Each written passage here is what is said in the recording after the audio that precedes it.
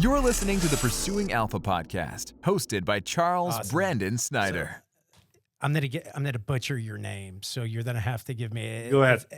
Sergey. It's Nava. I can't ever get the last name. Nesterenko. Nesterenko. And it's also in Ukrainian. You know, we try to make the point that these days it's Sergiy. Sergiy. Not Sergey. Sergey is Russian. Sergey. I guess that would be a good point. Little differences, right? Yes, sir. Yes, sir. Well, it's great to meet you. I'm so excited. Like we just got through talking before we jumped on. It's like this conversation is going to be so in depth and deep on a lot of things. And so, yes, sir. We just now kind of met each other a couple of times now. So we were at a birthday party together on some friends of ours, right? And random event.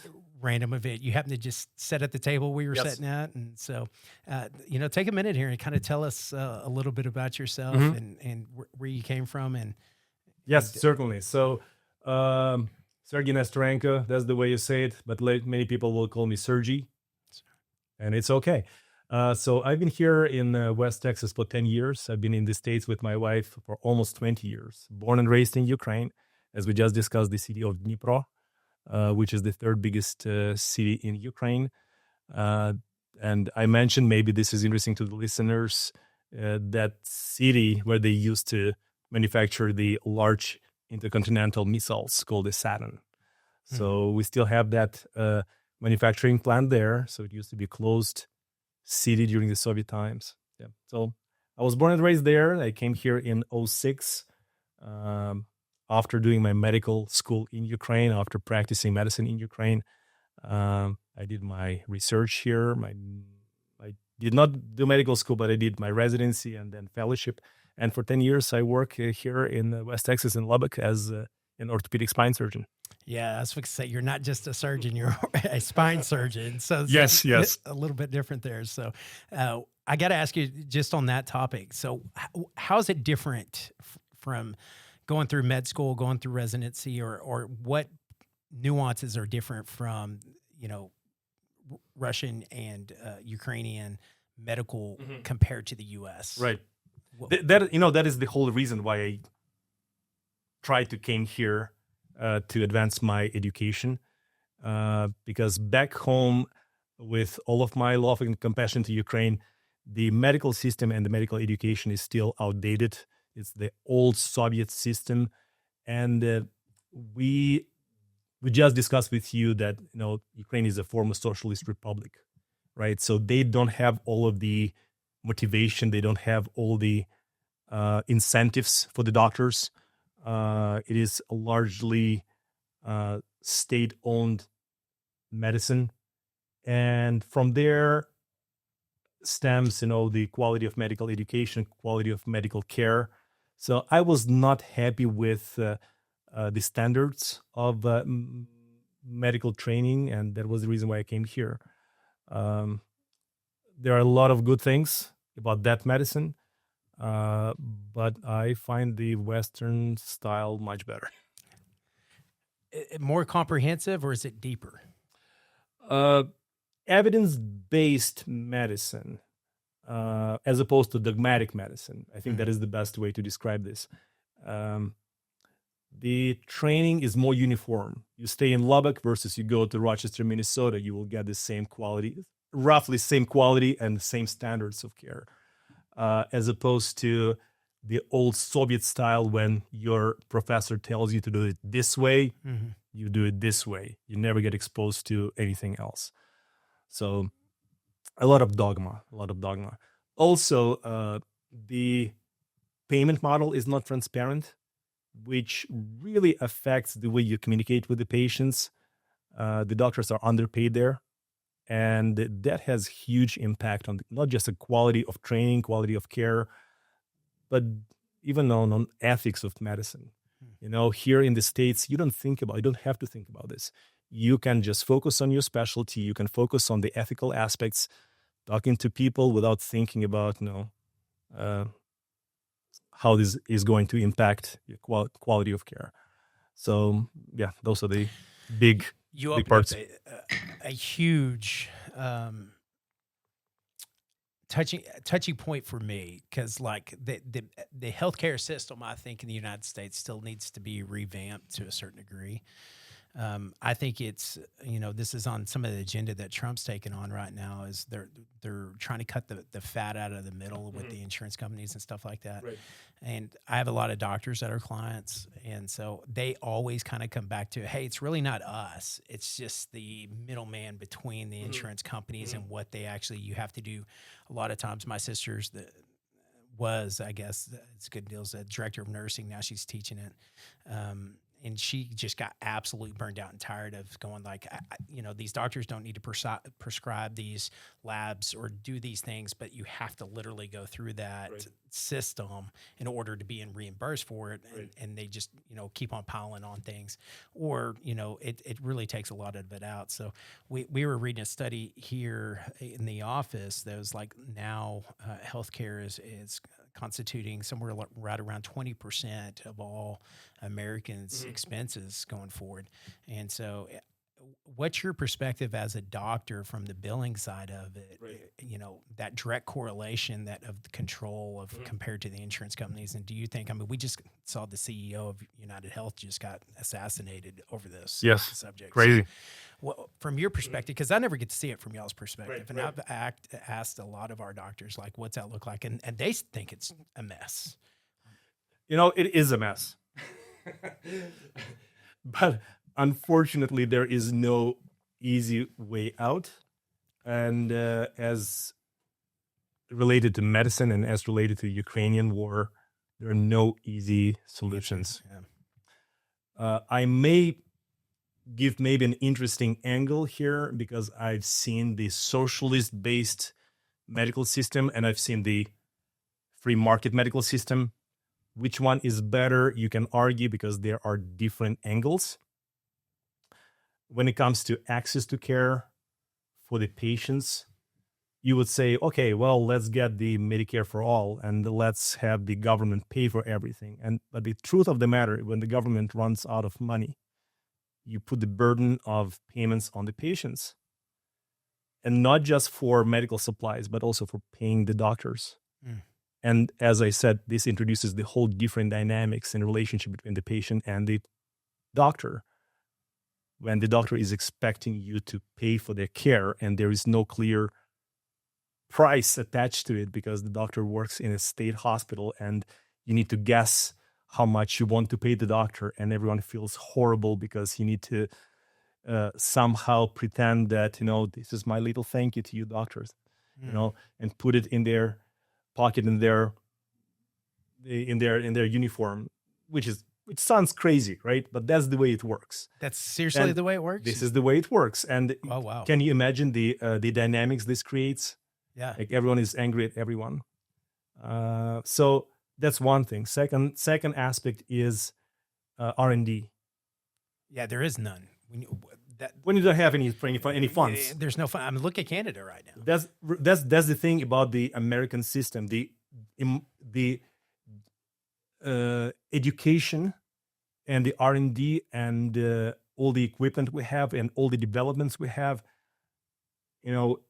starting with the screws for spine surgery, ending with those injectable medications for weight loss that everyone is talking about. GP1s, yeah. Yes, so this is incredible, but this all costs money for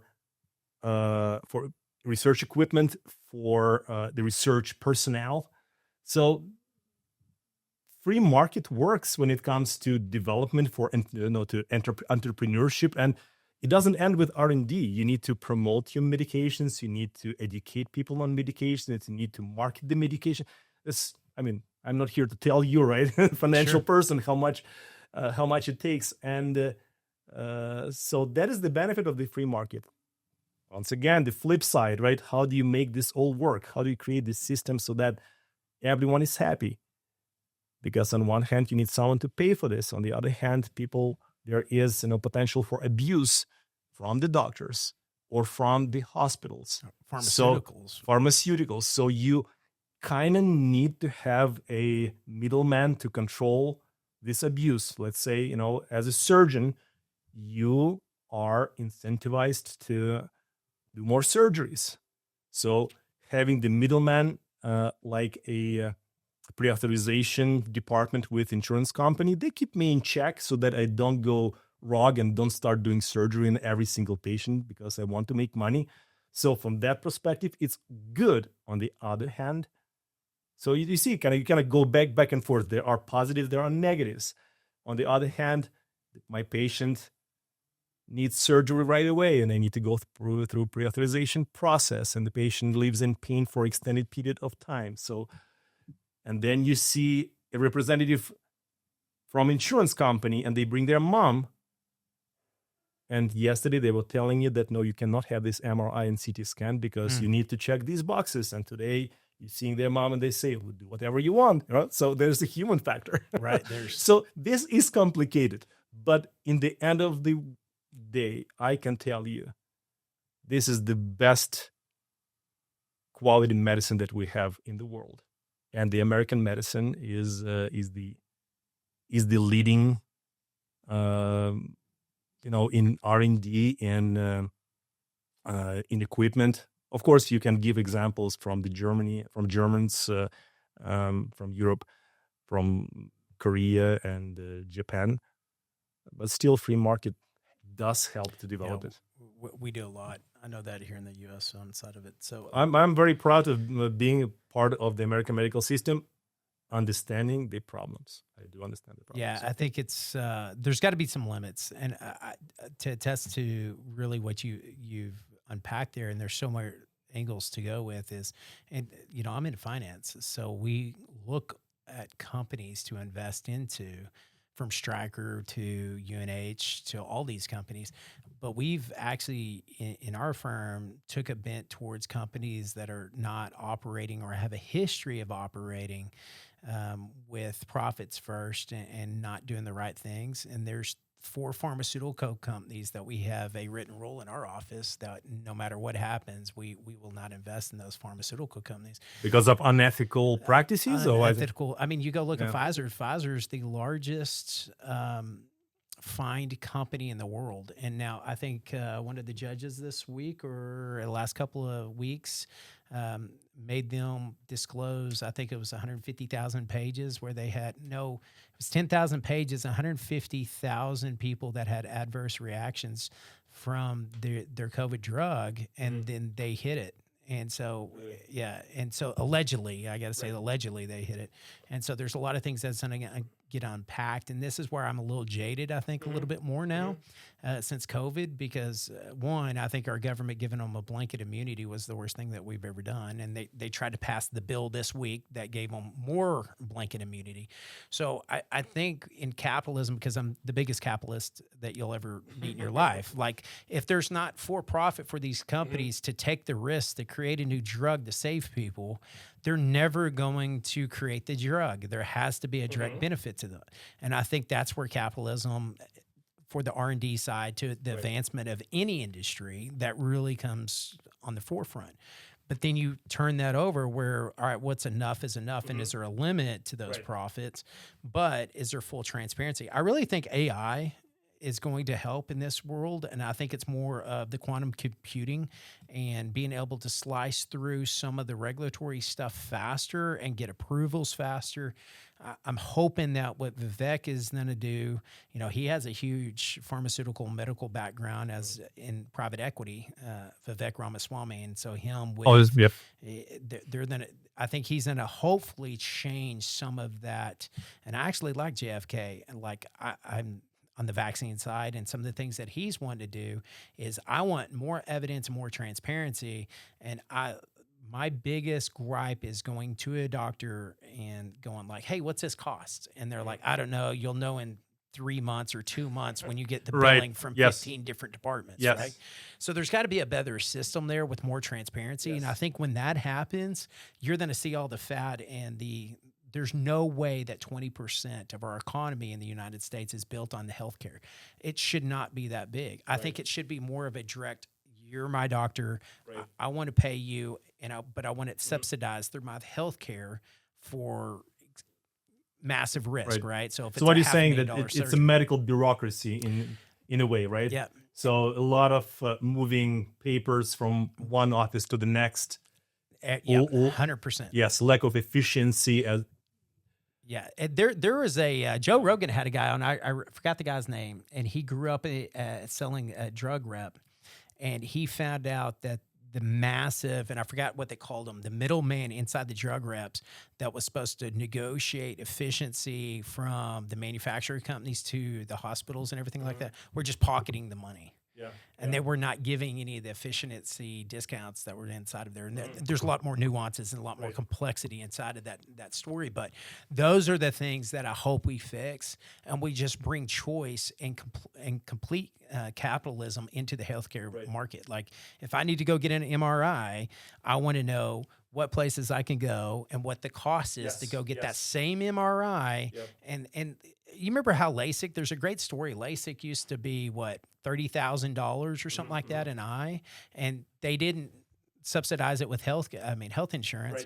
And so LASIK has gotten so efficient where you can get LASIK for what, $1,500 an eye now? Yep. And just creating the capitalism, the transparency makes prices go down and it become cheaper. And I think that's why the healthcare industrial complex does not want transparency, because they want to keep fatter profits.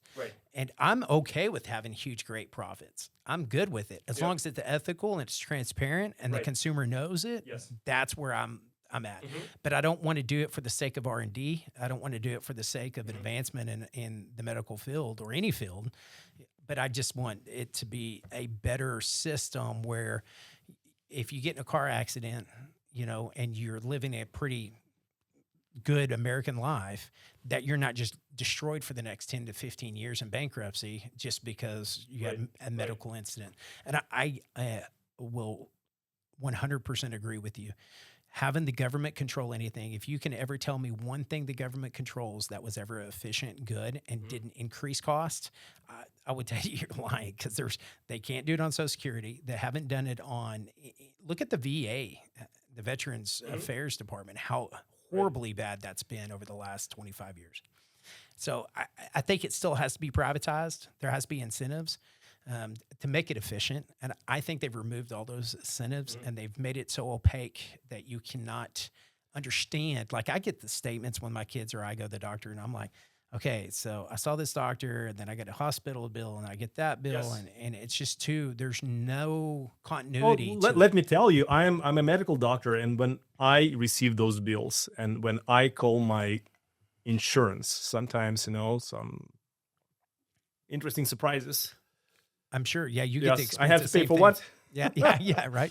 So it is not, and I can somewhat navigate this system, and I can only imagine what it is like for my patients. Yeah, because you understand it a little bit more. A little bit more, and I know who I talk to, and I know that how the deductibles are structured, and what is expected, what's surprising and reasonable, and what's surprising and not reasonable. So I at least can question it, but many patients will not know that, and so that's when transparency comes in. But this actually highlights, I think, we will get to the main topic of our conversation today. But medical industry and the ethical aspects and the aspects of transparency and how this all works in the West, I think that whatever industry you take, whatever events you take, you still kind of go back to the same universal values of transparency, of ethical aspects, right? Morality of it, 100%. Fairness. I think that there are some universal rules that you can apply to whatever situation you're dealing with. And, medicine, I think, is just a great model for this. How do you make this successful? How do you promote R&D? How do you attract people to not just practicing medicine, but actually doing research and all of those, scientific discoveries? How do you incentivize people? How do you keep people in check? Right. How do you keep it transparent? How do you keep it ethical? Right. So I think we're fixing to be on the verge of that. Efficiency is going to happen. Hopefully, with this new administration, is going to start peeling those layers. But also, I actually do think the quantum computing, language models, and things like that are going to take complex systems and make them more transparent and simpler and streamline them a little bit higher or more efficiently. Can I jump in there and just give an example from Ukraine? You know, a lot of things changed since I left in 2006. One of the most corrupt aspects of functioning of the post-Soviet country is procurements, government procurements. Why is that there? So because it was never transparent. So what they were able to do since 2014, they put it all online, and you can compare the prices, you can compare the quality, you can compare, and they saved a ton of money. And they run the e-government, which makes things, just things to be transparent. And what you're saying, for computer technology is able to automate a lot of processes, get a lot of middlemen out, and make things more transparent. And you save a ton of money, you make it more efficient. And so I think that this can be applied to many of these things, including, automatic transactions and approvals for medical studies, procedures, and so on. Yeah, I think that's very interesting. I'm anxious to see what it looks like over the next 5 to 10 years and making sure that there's. I'm worried about the language models and the input of whoever's creating those models to actually make sure they don't to create things inside of them to make you where they're manipulating the system as well, right? So there's you can make it biased. Right? You can make it biased, Yes. right? So you can definitely that's the concern I have there. So who's going to check the people checking and creating the efficiencies inside of it? That's the Department of Government Efficiencies that's going to be created under Vivek and with Elon Musk. Like who's going to check them? That's the question nobody's asking right now, right? So I'm hugely for it, but it's going to be pretty interesting. Shift gears with me a little bit, and so tell me, so. Our conversation really comes to, and this is where it's going to get, I'm probably going to ask a lot of ignorant questions here, and I'm probably going to ask a lot of questions that hopefully it won't be offensive, but it's really comes down to is I want to understand what the perspective is as an American that has limited knowledge of what's going on in Ukraine and Russia, because I look at it from an economic standpoint, because I live this world of budgeting, what the government is, where we're spending, and there's been a lot of animosity towards. I think we're up to 171 billion now that's been given over to Ukraine just over the last since the event, and I always will lean on. I don't care how much money it costs if there is an actual purpose behind it and a moral purpose, an ethical purpose. I don't want to see genocide, right, on any party for any country or society. And I'm kind of getting jaded to the industrial military complex on, we finished up a war, the Iraq war for 25 years, and all of a sudden we're rolling into another one. It's like almost the government wants to do these things and they just want war after war after war. And I talked to a lot of friends and a lot of colleagues of mine, and they're like, well, we end this war, we're going to get into another one within 30 days because we have to manufacture a war to create commerce in the United States. And so you look at the military companies, the publicly traded ones to some of the private ones, the drone companies, everything else that goes into these things. And so I got to ask on there, so what is your perspective of what's going on? Can you give me a little backstory on, from the Soviet downfall to, Russia owned a good chunk of Ukraine, and then they went independent, and now they're trying to get it back. And, some other deeper questions like is how sane is Putin? Because we talked about this when we were at the dinner table. It's like my biggest worry is we push back too hard and he just launches nukes everywhere. And then, we're in World War III that lasts 30 minutes because it's just going to be destroying the world at that point in time. So unpack that the best you can, because I'm giving you so many ways to go. But I'd love to understand the backstory before we get into Brandon, all good questions. So much to unpack. So many angles, so many nuances. And it is not surprising that this can be confusing. And I feel that and I am a representative of American Ukrainian community, the burden of explanation is on us. We need to be doing a better job. And a lot of that confusion is coming from many people who may have their own agendas and every time you hear a statement about what's going on, one first reaction is trying to disprove or discuss immediate, statement. But the question often is, what is behind it? Why do people make certain statements, and what's on their agenda? So, gosh, how do you put this in simple terms? So before I will try to simplify this, and I've been thinking about our conversation for a long time and from different angles. The best way to understand the history of Eastern Europe is to listen to the lectures of Timothy Snyder. He is a professor at Yale University, and 2 years ago he published online on YouTube a series of lectures on Ukraine specifically, and in the context of the European history. What's interesting, when Tucker Carlson went to Moscow to interview Putin, I think he did it just once, right? Second time he interviewed their foreign minister. So Putin spent 30 minutes on history, lecturing him on history, right? And he was proving to us through Tucker that Russia has the rights to own Ukraine. Ukraine never existed as a nation, never existed as a state. What this illustrates is that he has been thinking about this whole situation for a long, long time, Putin, and he's made his mind. So within his delusion, this whole thing makes logical sense. And the way he puts this is, Ukraine is a rebel part of Russian Empire, which we're trying to get back home, which is the same people. And because of the bad influence from the West, they decided to break off and go their way. And this is not going to happen because these are our people, and they belong with Russia. That's the abbreviated story of his reasoning and why he started the war.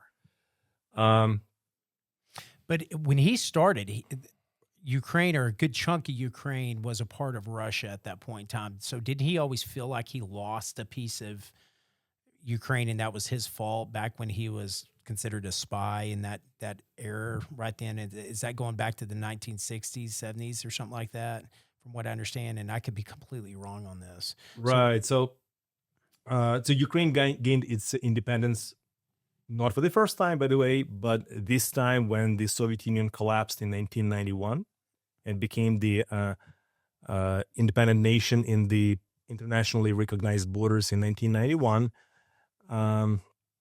So prior to that, it was a Ukrainian Socialist Republic as a part of the USSR. Prior to that, it was part of the Russian Empire since 1654, when they joined, through the formal Russian history. This was the act of unification between the Ukrainians and Russians. So the formal Russian history is, Ukraine is part of Russia. Many ways to dissect this. So this is his logic, right? So Ukraine used to be part of Russia. We need to bring it back. There is a Russian history which they try to root back to the old Slavic state, which now we call the Kievan Rus, Kievska Rus, with the center in Kiev, which is the current capital of Ukraine. Yeah. So they put together this whole mythology, historical mythology, that the Russians, Ukrainians, and Belarusians all stem from that old Slavic state and are all the same people. And this mythology falls apart if Ukraine goes independent. So that is his effort to, the way he thinks about is reunification of the old Slavic nations under the same roof of Russia. So let me contrast this with one of the ways people here in the States try to explain this war.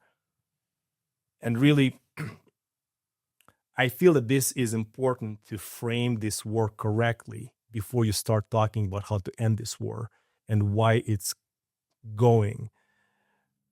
And one of the best ways I heard it explained is from the professor of political sciences from Chicago University. His name is John Mearsheimer.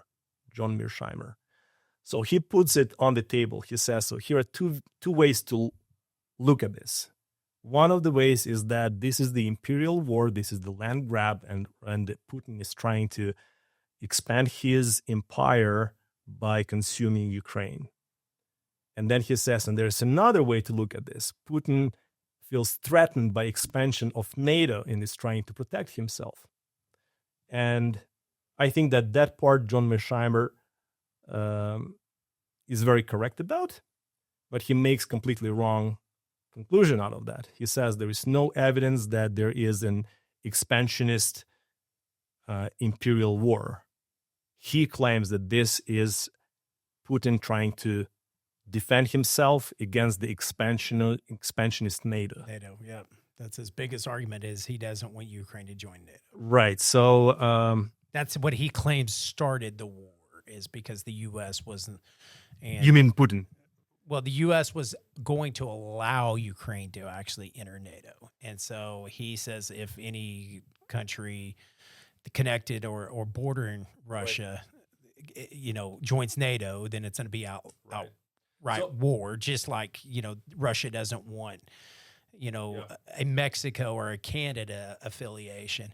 And I go, well, I don't see Ukraine joining NATO threatening Russia. I see Russia threatening Ukraine. So I think his premise, is my point, was a flawed premise from the start, is he just used it as an excuse to start the war. Right. But many people bought it. And many people bought it and keep going with it, including John Mearsheimer and some other academics. And I think the reason for them to sticking to their guns is the pride and something called confirmation bias. You have your own theory and you just go with it, and you find all the facts that will confirm your theory, and you just ignore everything that goes against it. But that is the way that many people here in the States see the reason for the war, being the reason for the war.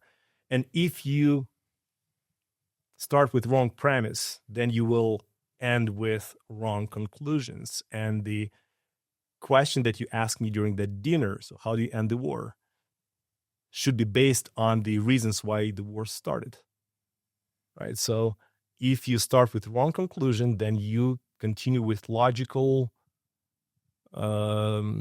thinking, and you end up with wrong. So you start with wrong premise, you end up with the wrong conclusion. So I think it is very important to spend some time on framing this conflict and see, what is the real how would reason you frame for the conflict? Yes. What do you think Yes. Putin's trying to do? So I'll give you a direct answer, okay? But Sure. but let me give some backstory. Someone asked the guy called Sergey Lavrov. He is the foreign minister in Russia, and they asked him, "So who advises Putin on what to do?" He says Putin has two advisors: Peter the Great and Catherine II. And that comes from his foreign minister, right? So the guy decides that he wants to be a part of the history books. That's where I was thinking. As soon as you said that, that's the only conclusion he had. He wanted to conquer the world. So he created a story in his head. And as I learned in medical school, in a part of delusion is a logical view of the world, which is based on wrong premise. If you start with the wrong premise, then you can construct this whole world around that wrong premise, and will all look logical, right? So if we start with the wrong premise of Putin being threatened by NATO and not allowing Ukraine to join NATO and starting the war not to allow Ukraine to join NATO, then we should go with J.D. Vance and say, well, the way to end the war is to tell Ukraine you're not joining NATO, right? So we give Putin what he wants. He should stop the war. Mm-hmm. If, however, we'll frame it differently and we see this whole war as the Russian expansionist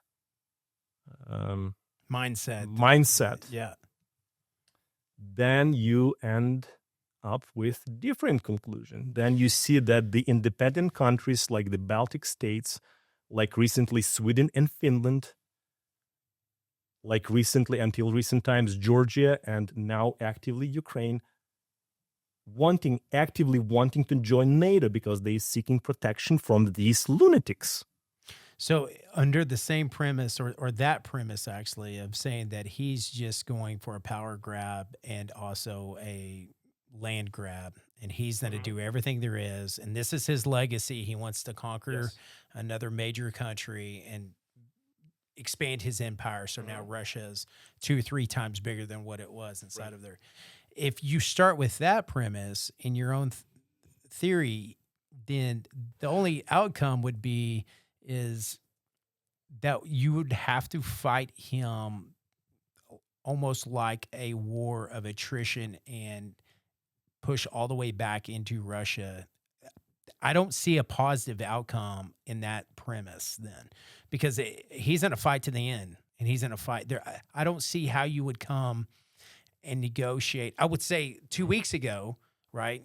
Now, I've heard there's been some rumors, I don't know if they're validated yet, that he's open to negotiations with Trump, is what has been floated out there. And so I'm hoping those negotiations are, true. But I'm really, if it's a power grab and it's a land grab and it's an expansion mindset, then what do you think would, being in that country and that culture, what do you think would take to stop him then, to change that mindset if he's that delusional and he wants to be, so this is Genghis Khan pretty much. Right. So this is both complex and simple at the same time. And the simplest way to put this is psychology of a school bully. You just push him back in the nose. You just hit him in the nose. Yeah. You just hit him in the nose.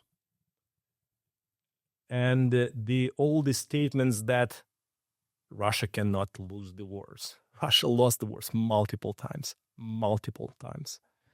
You cannot win the war against the nuclear power. Oh, yeah. Oh, yes, you can. Yes, you can. We took down the Soviet Union. Mm-hmm. Exactly in the same scenario as right now. They went down once they ran out of money. And you've seen the ruble here right now. That's what you need to do. Do not threaten them militarily. You should support economic your allies. You should support your allies to hold back, to not allow them to advance. But my question is now it's turning into, now you're talking about a global war if that escalates, because China and North Korea are both supporting Russia, right? And so now you're going 3 massive countries with, and I don't trust North Korea to be sane whatsoever. I mean, that guy's just looking at launching nukes. Yeah. China, I think, would be the only one that's going to be measured because their economy is crumbling as we speak right now. I mean, I think their yield on their Fed, their version of the Fed, just went below 1%, just to try to stimulate economy. And they're pouring $1 trillion into their economy right now, a little short of that over the last 90 days or so. I think if you can stifle China then, and you can stifle, I don't think you're going to stifle North Korea, but North Korea doesn't have any economic, they've been, sanctioned for the last 40, 50 years. So there's not a whole lot of power there other than I think they're sending troops now and they're doing some other things like that. So your mindset, or you think the way to push him back is to bleed him dry of natural resources and economic weakness. But that could take a decade. It is one of the tools. And I think we don't need to start with really developing our strategy by discussing tools. Tools are important, but you need to still discuss the strategy. Let's talk about, can we switch for a second to China? Please. You mentioned Vivek Ramaswamy, who says, Russia is not our enemy, China is. Okay. I'm not arguing with you. China is. What kind of the world do we want to live in? The kind of the world where you can travel the world and feel like a free man, go visit, Rome, and not being afraid of being followed and arrested and thrown in jail? Or do you want to live in the world where you, as a journalist, go to Russia and are arrested and traded for their spies and killers? Do we believe? Let's talk I think financial market is a perfect example here. You would invest in American economy if you believe in free market, if you believe that American economy is going to keep growing, right? With ups and downs, you still have 80% of chance in 10 years. It will get better, right? Sure. So if you believe that the free economy and the market economy is the way to go, you support it, right? We touched on the ethical aspects of medicine, let's say, as an example. What I'm getting to is we have this wonderful, wonderful thing, the best thing that we've built in history of the human civilization, which is called Western civilization. So do we want to spread Western civilization to the world? What is the end point here? In my mind, the end point here is ideally Western civilization should be the Earth civilization. And I think it's worth defining what I mean by that. I will not remember the name of the author, the book I was recently introduced to called The Clash of Civilizations, right? So, he will define the Western civilization as the leading civilization in the current world, which is based on several principles. And they are apparent to all of us here, like human life, human dignity, free speech, capitalist economy, rule of law. Rule of law is a big one. Right? Rule of law. He includes the Christian religion, which freedom of religion. But let's call it freedom of religion, right? So those basic principles. So do we think, number one, as we believe in the American economy, that it is going to grow, in the same way, do we believe in the power and the importance of the Western civilization? So I'm a big proponent of the Western civilization. If you see through the lens of the clash of civilizations, this war in Ukraine is the clash of the Western civilization versus, let's call it, I sometimes call it medieval civilizations. I sometimes call it authoritarian civilization. I think that's a good word. The axis of evil is another way, right? So you can, right now people talk about, Russia, China, North Korea, Iran, Venezuela, Cuba. You probably can think of something else as this part of this evil, in my mind, medieval authoritarian civilization. And we have the Western civilization. So which one do we want? I can give you a lot of examples, and I told you before, so I'm coming from the former Soviet Republic of Ukraine. And it has a lot of issues, right? But I can give you several examples where these two civilizations clash. And you probably can guess which one I choose, right? Sure. You're in these states for a reason. Right.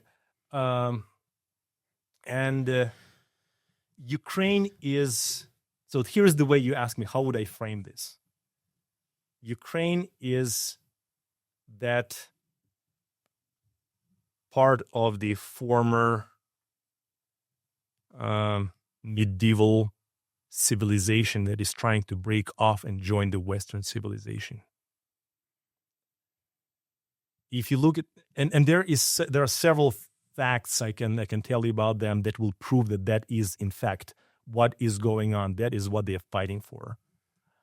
And if we frame it like that this is the clash of civilizations, then in my mind, I find it very surprising and disheartening that we even question who we need to support, and that we even question, is it worth supporting and spending resources on that?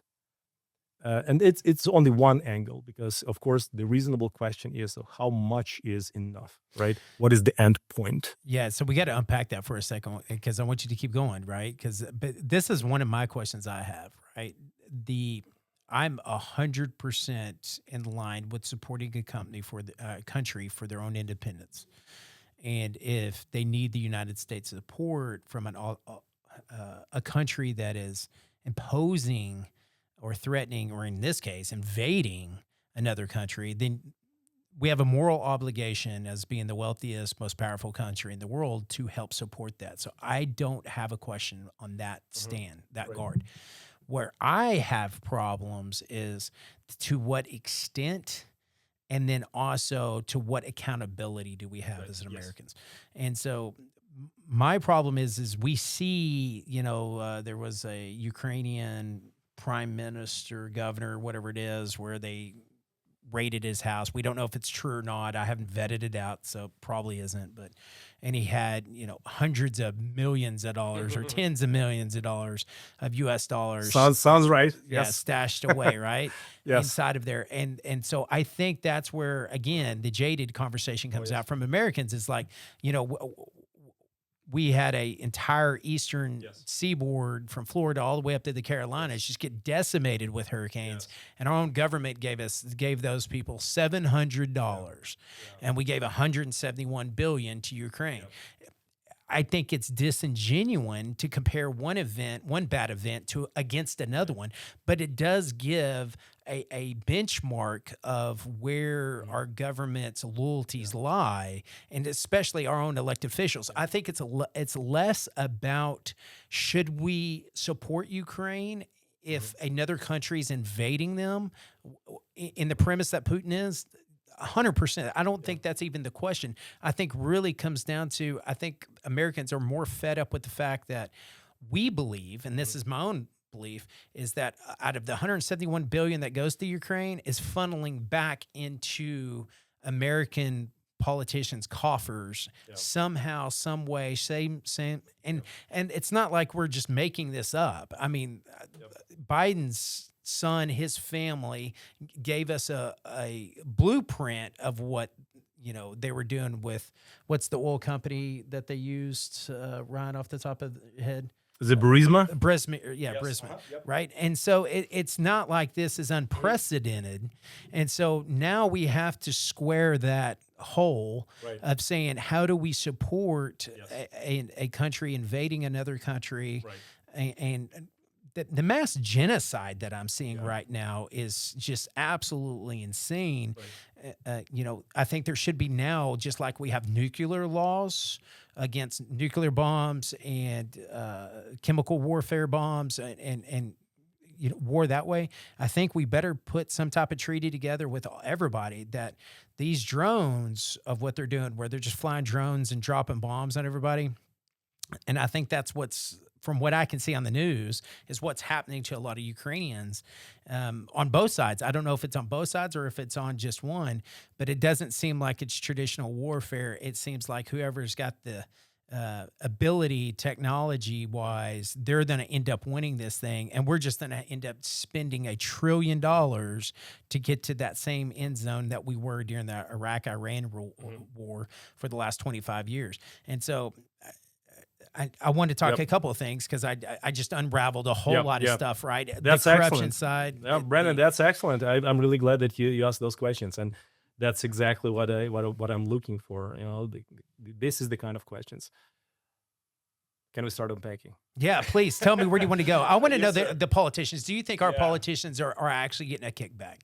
Do you think the Ukraine administration is giving indirectly or directly some type of benefit back to our politicians that support these wars? I actually think they are. You know, some questions I cannot answer. This may be one of them because this is an interesting new angle that I. Where do we start? Can we start with Zelensky? Yes, please. Because I don't trust him. Yes. Like he People ask me, what do you think about Zelensky? Yeah. So I have dual citizenship. Okay, so I can vote in Ukraine. I did not vote for Zelensky. Okay. Let me tell you why. For several reasons. Number one, I did not feel that his views of this world were aligning with mine. To what degree? To a large degree. Why? I can give several examples. He is not a professional politician that some people view as a good thing because he is not part of the establishment. Okay, I mean, I give you this point. If you're not a part of the establishment, you are not corrupt, right? To the degree. What I did not like about him is he was proposing simple solutions to complex problems. And somehow, psychologically, we humans, we like that, most of us. Not the professionals, not the people who know how things work. Yeah, you have to unpack the nuances, the layers, There are a the lot of complexities. nuances. Yes. Yeah. But what he was saying, the thing is, the war has been going since 2014, since the annexation of Crimea. So his claim against his rival, at that point, president of Ukraine, named Petro Poroshenko, Zelensky was claiming that you guys don't want to end the war because you're benefiting from the war. You're making money on the war. Now, every time you make a claim, you can make examples, you can find confirmation for your statement. So someone must have benefited in some degree from the war and selling, equipment and this and that, whatever. But his statement, Zelensky, at that point was, to end the war, at least one side needs to stop shooting. Sounds logical, right? Sure. Be the good guy, be the reasonable guy, stop shooting. Well, this works if this is some kind of misunderstanding and the other side is keeping shooting because you keeping shooting. It doesn't work when the other side wants to invade you and destroy you, right? So there was an excellent phrase from Golda Meir, the former prime minister of Israel, when she was asked, why do you want to negotiate? And she says, well, we want to live. They want to kill us. What is there to negotiate about? Good point. Right? Mm-hmm. So that was his claim that, the only reason for the war keep going is because Petro Poroshenko wants to keep shooting at the Russians and they want to shoot back. So you see, when you start with wrong premise, you end up with wrong conclusion. Mm-hmm. Other issues with Zelensky, yes, there are issues with Zelensky. So when people ask me, what do you think about Zelensky? I start with this story. I say, I did not vote for him because his view of the world did not align with mine. Maybe because I'm a spine surgeon and I know that there are no easy solutions. Maybe because I'm really into politics and I know that there are no easy solutions. But then the massive invasion starts. And he turns the tables. So I never trusted that guy. I never voted for him. I didn't like him. My view of the world did not align with him. But that something happened. He did not run. Do you remember that statement? He says, don't give me a right, give me ammo. Mm. So didn't he suspended the elections, wasn't it? I'm sorry? He suspended some of the elections? Is that what you're referring to? No. That was in February of 2022 when the Russians invaded. Okay. And they were advancing quickly towards Kyiv. Right. And he did not fled.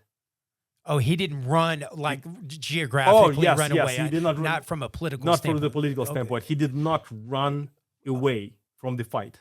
Right. He stayed there. He stayed there. Okay. This was a huge moral boost. Yes, It was I remember huge that. moral boost to the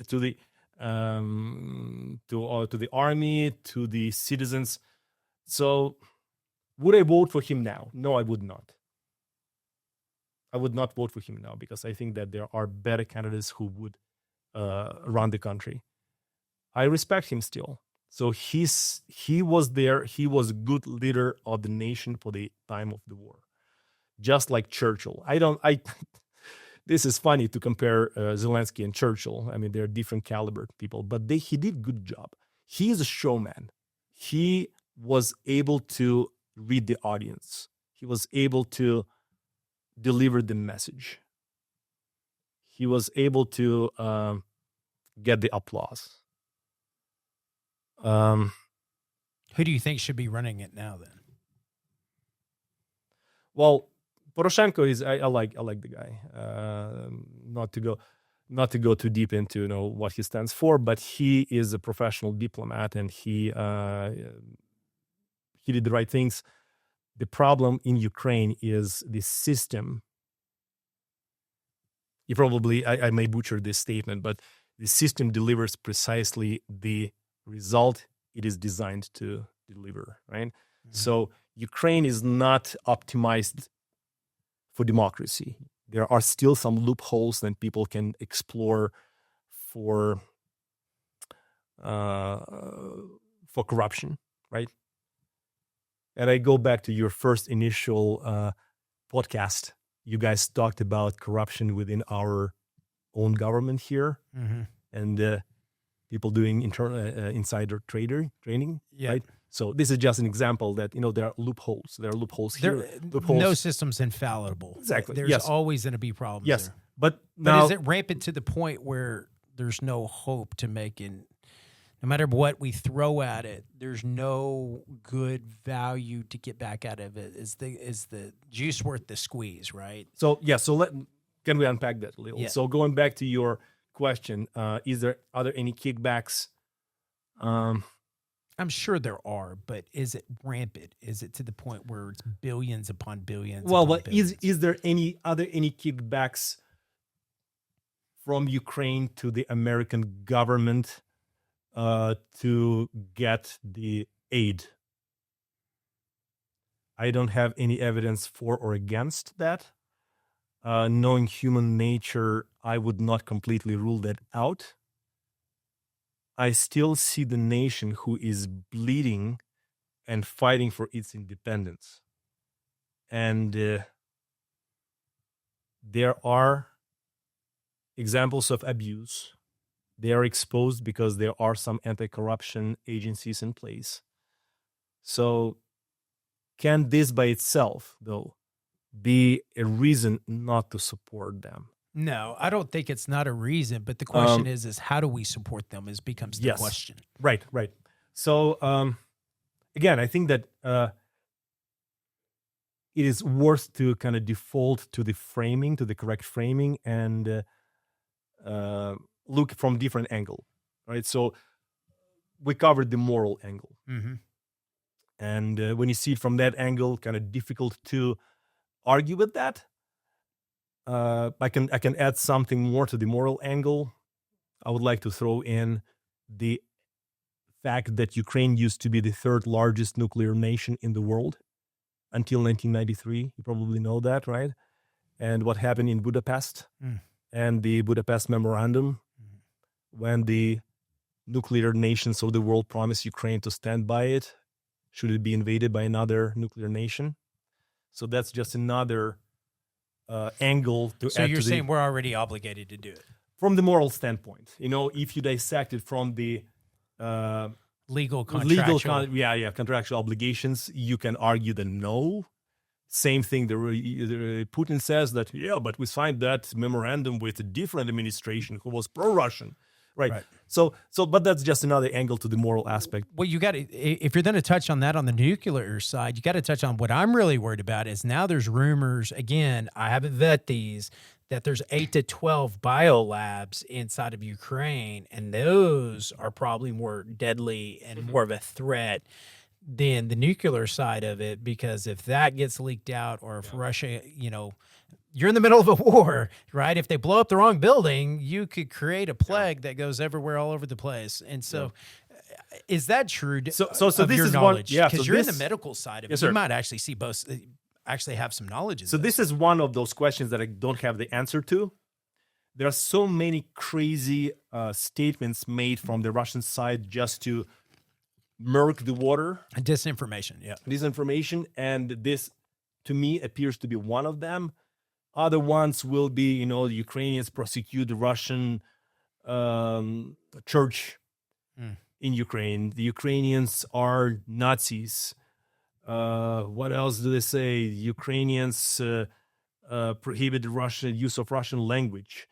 So they are masters of disinformation. So we can touch on that separately.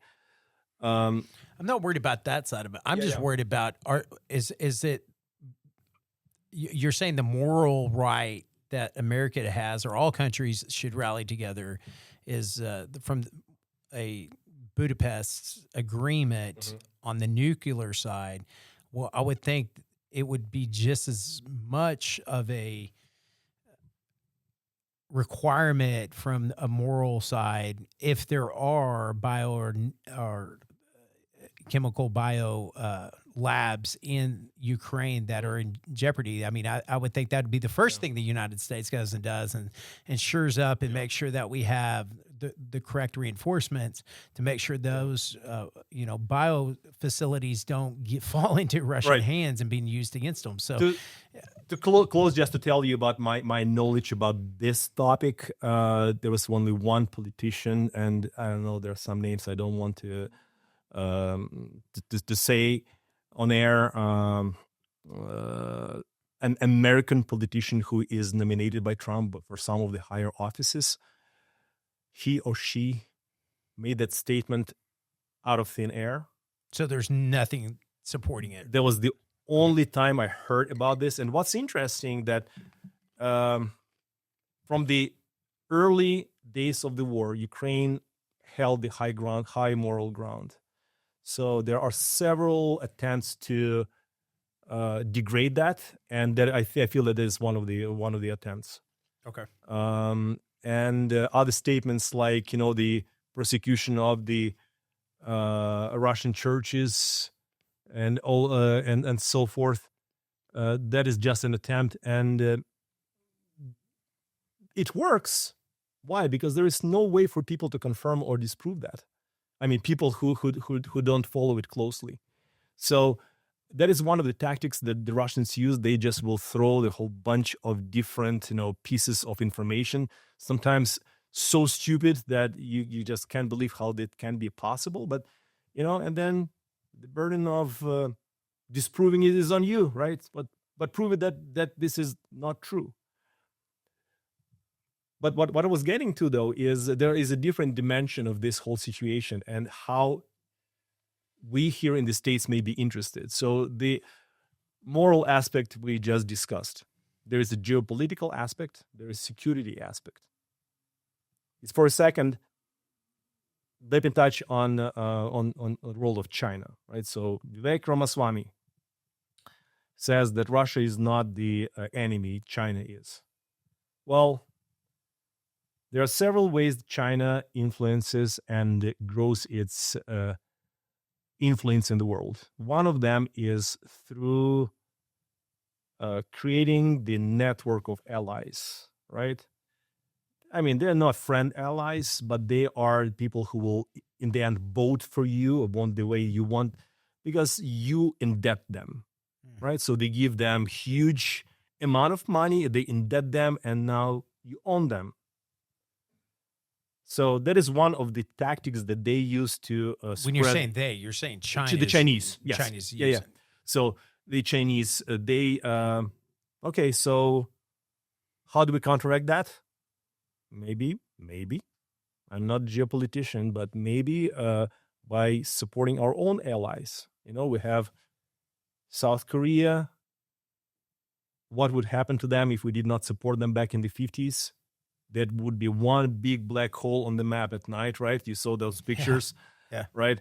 when you see the southern border, when you see the northern border, and you see like dark spot there. So it would be one big. So would the world be better place? Would we be stronger positioned in the world here in the States if we did not have the South Korea? Probably not.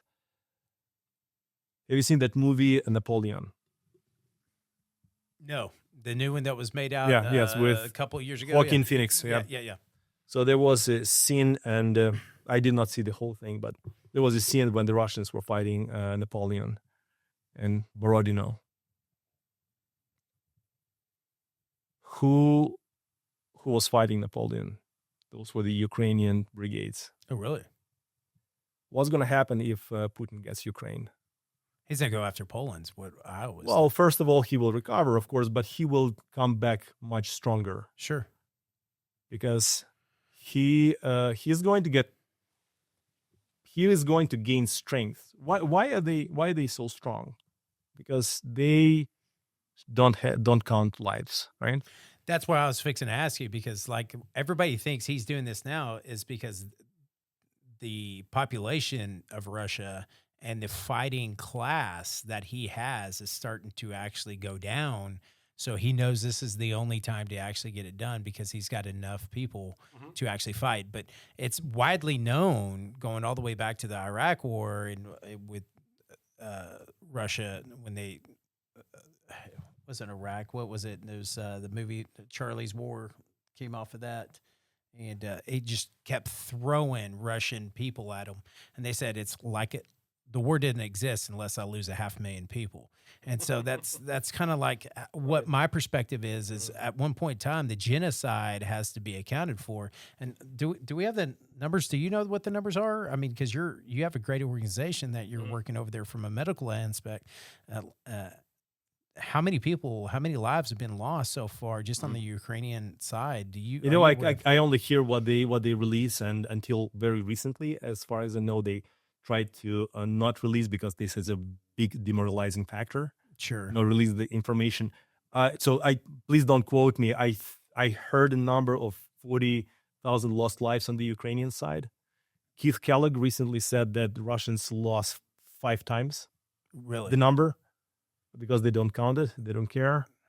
Going back to the Western civilization. That's why I'm trying to understand, why do the Russian forces fight if they know they're just a number, a tool? Because they will shoot you in the head. So you're forced to, like, either you die right now or you fight for me, kind of deal. Yes. So that is how I perceived it. Like it was, because I heard that there's a lot of Russians that don't want to fight. And so but I've also heard that they will execute you if you don't. It's right. But that's only one of the reasons, they're amazing. The one thing that you cannot argue with, they are amazing with propaganda machine. If you don't, and that's one thing that I agree with Elon Musk on, that freedom of speech is so critical. The first thing that Putin did when he came to power, he just dismantled all the freedom of speech. Yeah, he took over all the media networks. All the media, yes, that's what he started with. And look at America. I do not think we would be in the same position we are today if Elon Musk didn't buy Twitter. I think. How come? Twitter was a propaganda outlet for the United States. And I mean, when they did the Twitter files, watch some of the documentary on the Twitter files, is like there was so much restriction of freedom of speech inside of Twitter that it was just unprecedented. From COVID to, I mean, anybody said anything on Twitter, the government came after you pretty much. And when he bought Twitter, one of the greatest things they think he did was just say, everybody gets to see every internal document you can. And he invited all the journalists to come in there and actually disclose all of this information. And going back to that, look at the bill that was presented to Congress this week. Now, this was a Republican bill. Yeah, what was that? 1,500-page bills that pretty much exonerated every single person in Congress and gave them a 40% increase in salaries. American people's salaries have gone down 25% over the last 5 years. Yeah, it's just off of the inflation. Yeah, speak of corruption, right? Yeah, there you go. But we're gonna give our own government a pay raise. It's unbelievable. So that's the transparency thing that, then we discussed. revised the bill down to 181 pages, and it still didn't pass.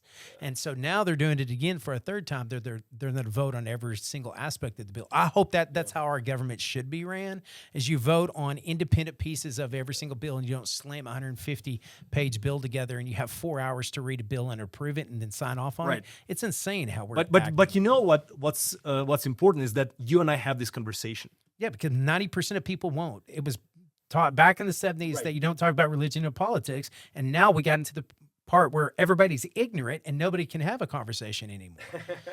It's good where people sit down and actually disclose this. So transparency is good, right? It's and great. Freedom of speech is good.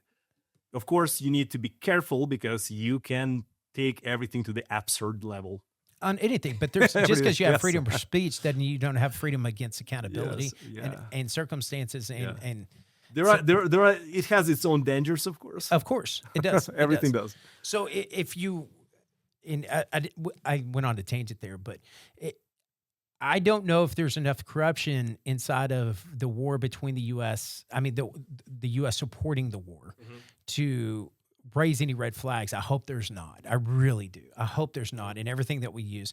My biggest concern moving past that is, I want to know in your perspective, we talked about this at dinner, and I think a lot of people listening that I talk to, their friends and family, they're worried that if we push, we talked about this, you got to hit him in the nose, right? He's more of a bully. He's wanting to take over land, and he's wanting to be Genghis Khan pretty much to a certain degree, right?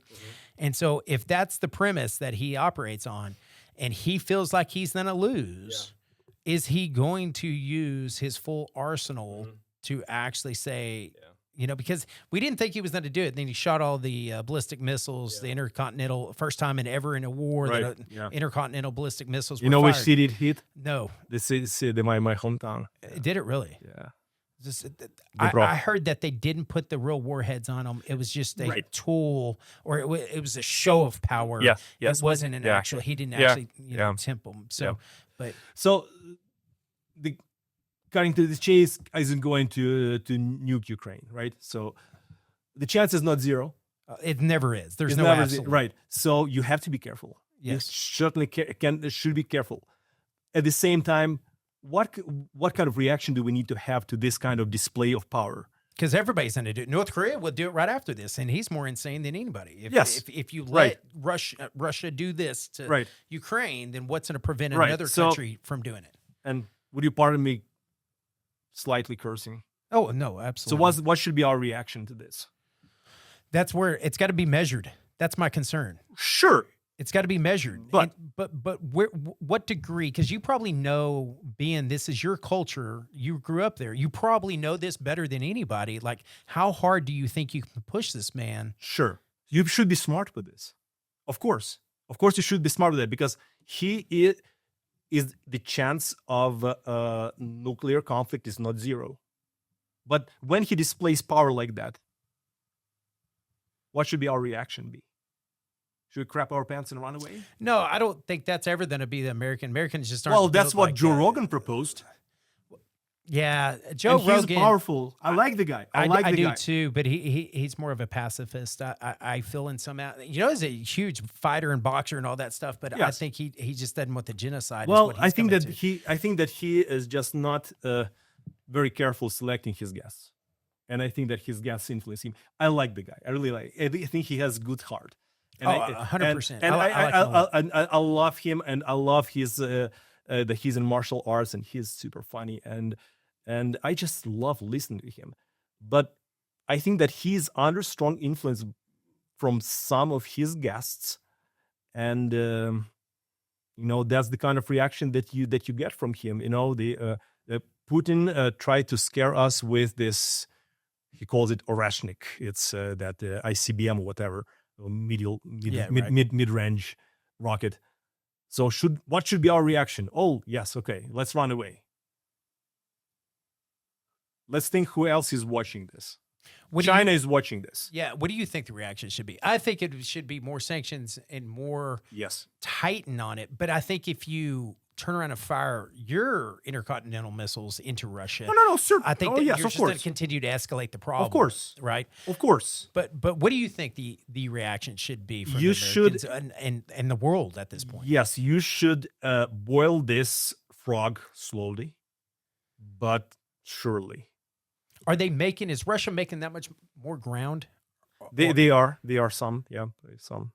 It's not critical to this point, and the front is not going to collapse, and they're not going to advance and capture the whole Ukraine. But right now, it's I don't like people call this agony. It's not necessarily agony, but he's throwing more resources. Putin does more resources that he would otherwise if he was trying to sustain this for a longer period of time. I think that he's trying to get stronger position for the negotiations right now. Yeah, we talked about this, Yeah. right? So you think he's going to try to make as much advancements between now and January 20th, which is when Trump takes office. Right. Because Trump has already said, I'm coming in day one we're then And he's losing huge numbers of people, and he doesn't care. Yeah, that's the other side on the Russian side, because I think there's so many great Russian people out there as well, and they probably do not want to fight this war. I'm hoping they don't, right? Some does, some don't. I'm sure there is, right?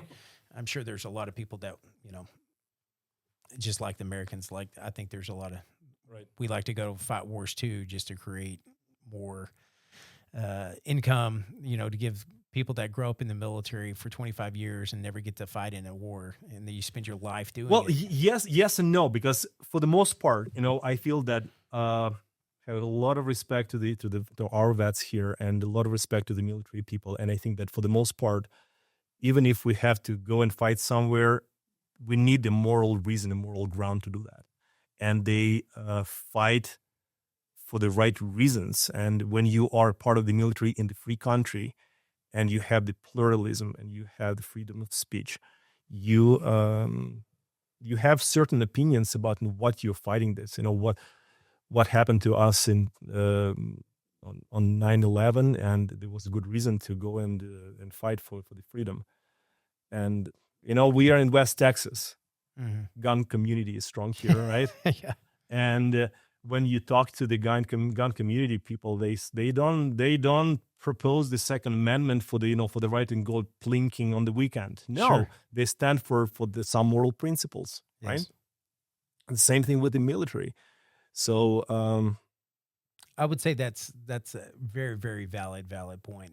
I just hope that the outcome is if we continue with sanctions and continue with draining Russia's resource, then $171 billion worth of government aid is going to be the tip of the iceberg, and we're going to be sitting here 5 years, 10 years from now having the same conversation.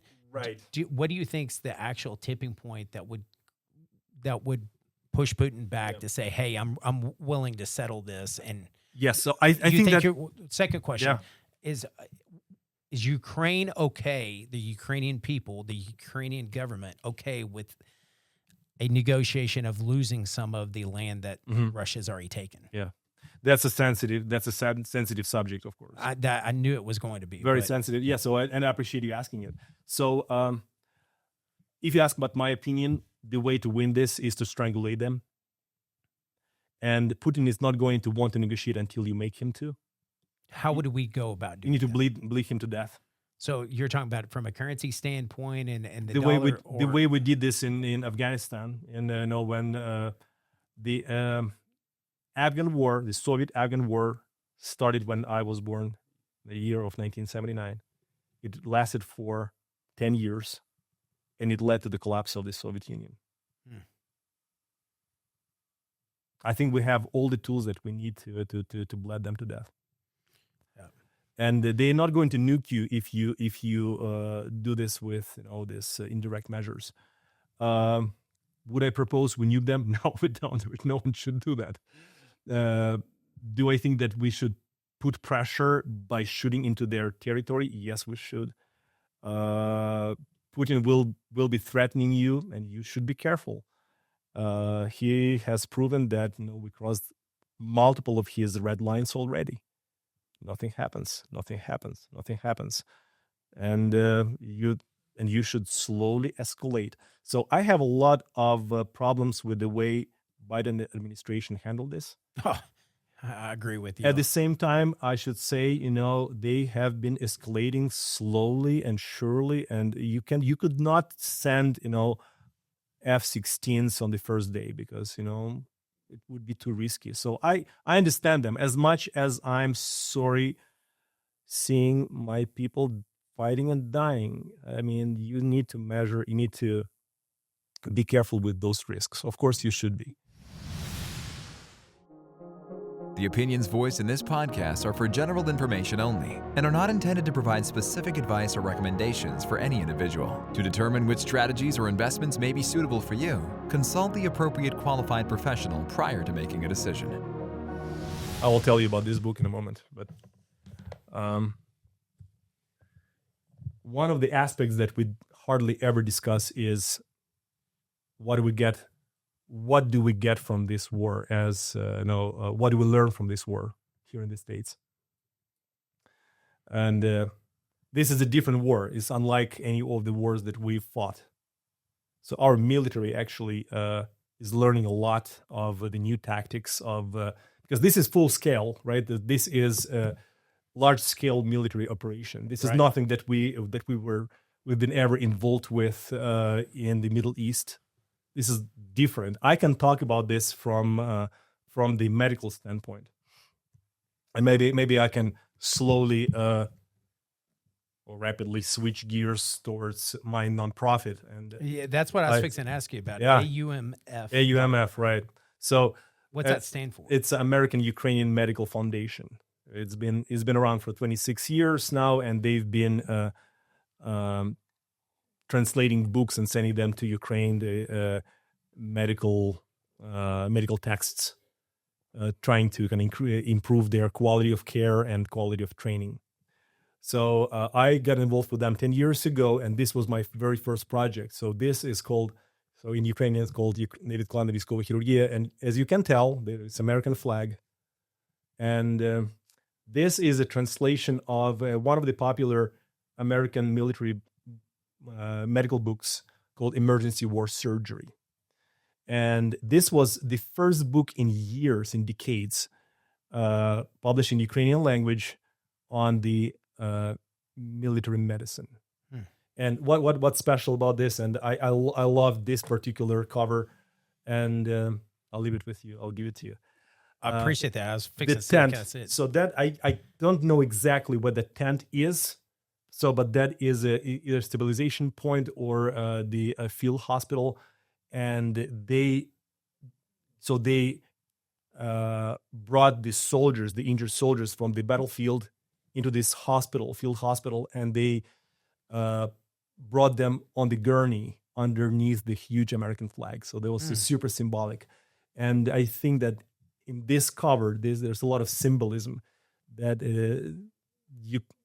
that shows the amount of respect the Ukrainians have towards the states, and that they try to adopt the high standards of medical care and the military procedures.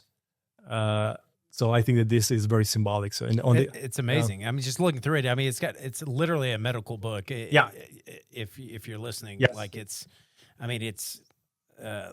not in English to say this, but it looks like it goes through the entire body. I mean, I'm looking at a piece of the eye. So this is concise manual on field trauma. So no matter what it is, so it's emergency war surgery. Right? Okay. Yes, and look on the back of the cover. Oh, so yeah, wow. So those are Ukrainian troops on the BTR personal carrier. So on the front side of this book, you have the huge American flag, and on the back you have the Ukrainian troops waving Ukrainian flag. So that's to me, there's a lot of symbolism. There's a lot of book. symbolism. Yeah. Is this what your nonprofit is doing right now? Right. Is you're helping with Even the more. triage efforts? So this has direct connection to how this whole situation is relevant to us here in the States. So we're learning a lot, and we're learning that a lot of our medical procedures on the ground, on the battlefield, is not going to be relevant in this huge scale military operations. What do you mean by that? God forbid we go and we have conflict with a power which is capable as we are. don't want to say China, but let's say, okay, Sure. as an example, we need to know how to manage our injured soldiers.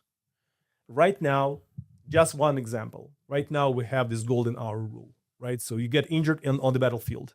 We call for the chopper. They air evac you into one of these hospitals.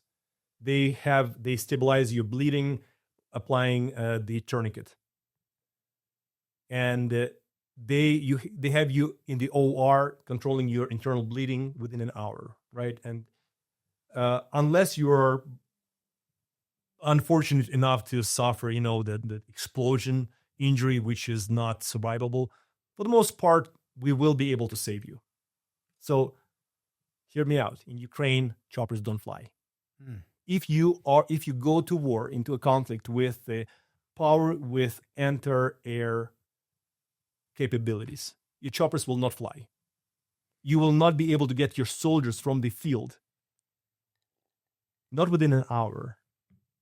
If you control their bleeding with a tourniquet, you know what that is, right? Sure. You just restrict the right. blood flow to the... Your soldiers will start losing limbs. So we have to revisit all of our recommendations on application of the tourniquets. As of now, you think they're going to bleed, apply the tourniquet. Who cares? We will take it off within an hour because we'll send the chopper and we will control the bleeding. Not so. What we've been doing, my nonprofit. So let me make sure I understand this. Ukraine, you can't fly into helicopters because of drones. Because the anti-air missiles. Yeah, so the choppers don't fly. The choppers just period don't fly. fly. On the front lines, the only thing that flies is either those bombers that fly super high or the drones. Choppers don't fly. Okay, so you got to take a wounded military event, right? That whether arm missing, a leg missing, shot, whatever it is, and you got to triage it in the field right then and there. Yeah. Well, first of all, you need to get them off the fire zone, right? Right. You got to get to a safe spot. But even if and it may take you hours. Okay. So what do you do if you're somebody's shot or some explosion and something like that? Right. Depending on what it is, you got to stop the bleeding first, and then you got to get them back off the front lines. Yeah, and that takes much longer. So our current protocols don't work in that kind of scenario. So y'all have rewritten these, or you're taking American structure and you're applying it to the Ukrainians? So what we do with our nonprofit is we work with the group here in the States who put together recommendations, and it's called TCCC. Tactical Combat Casualty Care, which is the best educational curriculum on tactical medicine in the world. Within all the NATO countries, it's the best. There is that website called deployedmedicine.com, which has all the curriculum, which has the videos. So what we did, first of all, we translated the whole website. So we dubbed it in Ukrainian. We have all the materials in Ukrainian, and all the training centers use our materials. But what's important, the point I'm trying to make is here in the States, Joint Trauma System, which is the group within the Department of Defense who designs all of these protocols and recommendations on how to save our soldiers on the front line, they watch Ukraine, what's happening there, and say, oh man, we need to change our recommendations. So now you don't apply the tourniquets every time you think they're going to bleed. Why? Because they're going to lose you can only keep it there for 2 hours. If you keep it more than 2 hours, we have guys who lost all of their limbs, every single one. Can you believe that? Just because the restriction of the blood flow to a limb, and the limb dies, is what you're saying.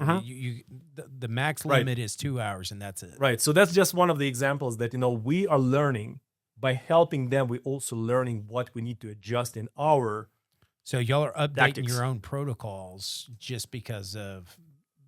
So have y'all made some significant changes to? So I'm not involved in this working group here in the States, but I know for a fact that they look and they learn the lessons. But that's only one example. That's the medical tactics. We also we need to learn because. The North Korean are learning the tactics of use of the drones, let's say, right? Or all of this modern warfare. the Chinese are watching it closely. Okay, so let's say, all right, let's pull out. It's not our war, right? Let's not learn anything. Okay, let's let the Iran, China, and North Korea learn the lessons of this war. We don't care. Go ahead, guys. Ukraine, good luck. You're on your own. I mean, that's just one of the examples that we want to be involved with this to at least learn the lessons of this war, because you're this a fool is, if you don't. this is unmatched war. Sure. Nothing came even close to the intensity and the tactics that they use currently. So we'd better pay attention to it. But it's difficult to pay attention if you're not involved in any capability there. Mm-hmm. So that's one example. Do we have American troops on the ground here? I haven't looked it up yet.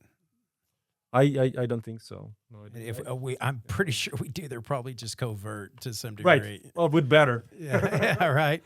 So this is pretty interesting. So, I mean, this is extremely interesting. I appreciate you bringing this, and I mean, it's amazing to look at, to see it from your perspective inside of there. And so, the big question I have is, what is your nonprofit helps translate all of the medical documentation that we have in the United States for best practices, and then gives that information to Ukrainians so they can actually implement it on the field, or just update their policies and the procedures and their systems and everything that goes along with that, which is amazing in its own right.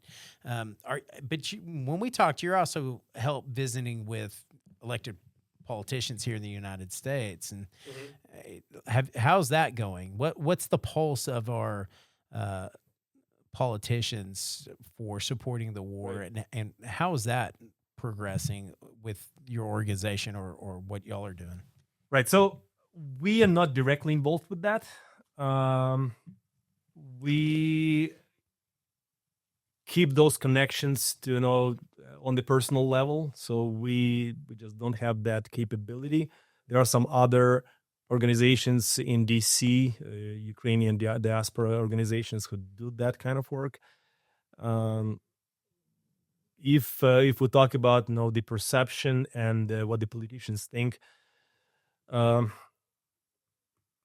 we like to say that there is bipartisan support, and I like to think that people see it the same way as I just described, from the moral standpoint. But we didn't even touch on the finances of the war, and how much we spend and how much we may be spending if we abandon this whole situation. We have not touched on the geopolitics. If we say we pull ourselves, we isolate ourselves to our own country, own country here, and just mind our business here. You guys in Europe take care of that, and how this may make us relevant or irrelevant to the world politics. So some people see it through that lens. Some people don't. The best friend of Ukraine is not with us anymore, John McCain. People don't know that in my hometown there is a street after his name. Street of John McCain. Can you believe that? No, I didn't know he had that much connection. You walk through the streets of Kiev and you see a street of John McCain. Huh. So that's funny. He was an amazing guy, and he is he's ex-military. He was ex-military, and he was captured and spent some time in captivity. So he actually is the guy who was fighting the commies back in the day, right? And how he got connected to Ukraine is he went there during the Revolution of Dignity in 1913, and he saw people in the square rallying and protesting against the pro-Russian government, and he got deeply involved with that. So some people see it through the eyes of John McCain. Some people use this opportunity to criticize the previous administration, and they have all the right about to do that. Are you talking about the Biden administration, or are you talking about right? So let's talk about J.D. Vance for a second. Yeah. So he made this statement: "I don't care what happens to Ukraine," and he made it. And he's a smart guy, and he whatever he said was very calculated and still calculated right now.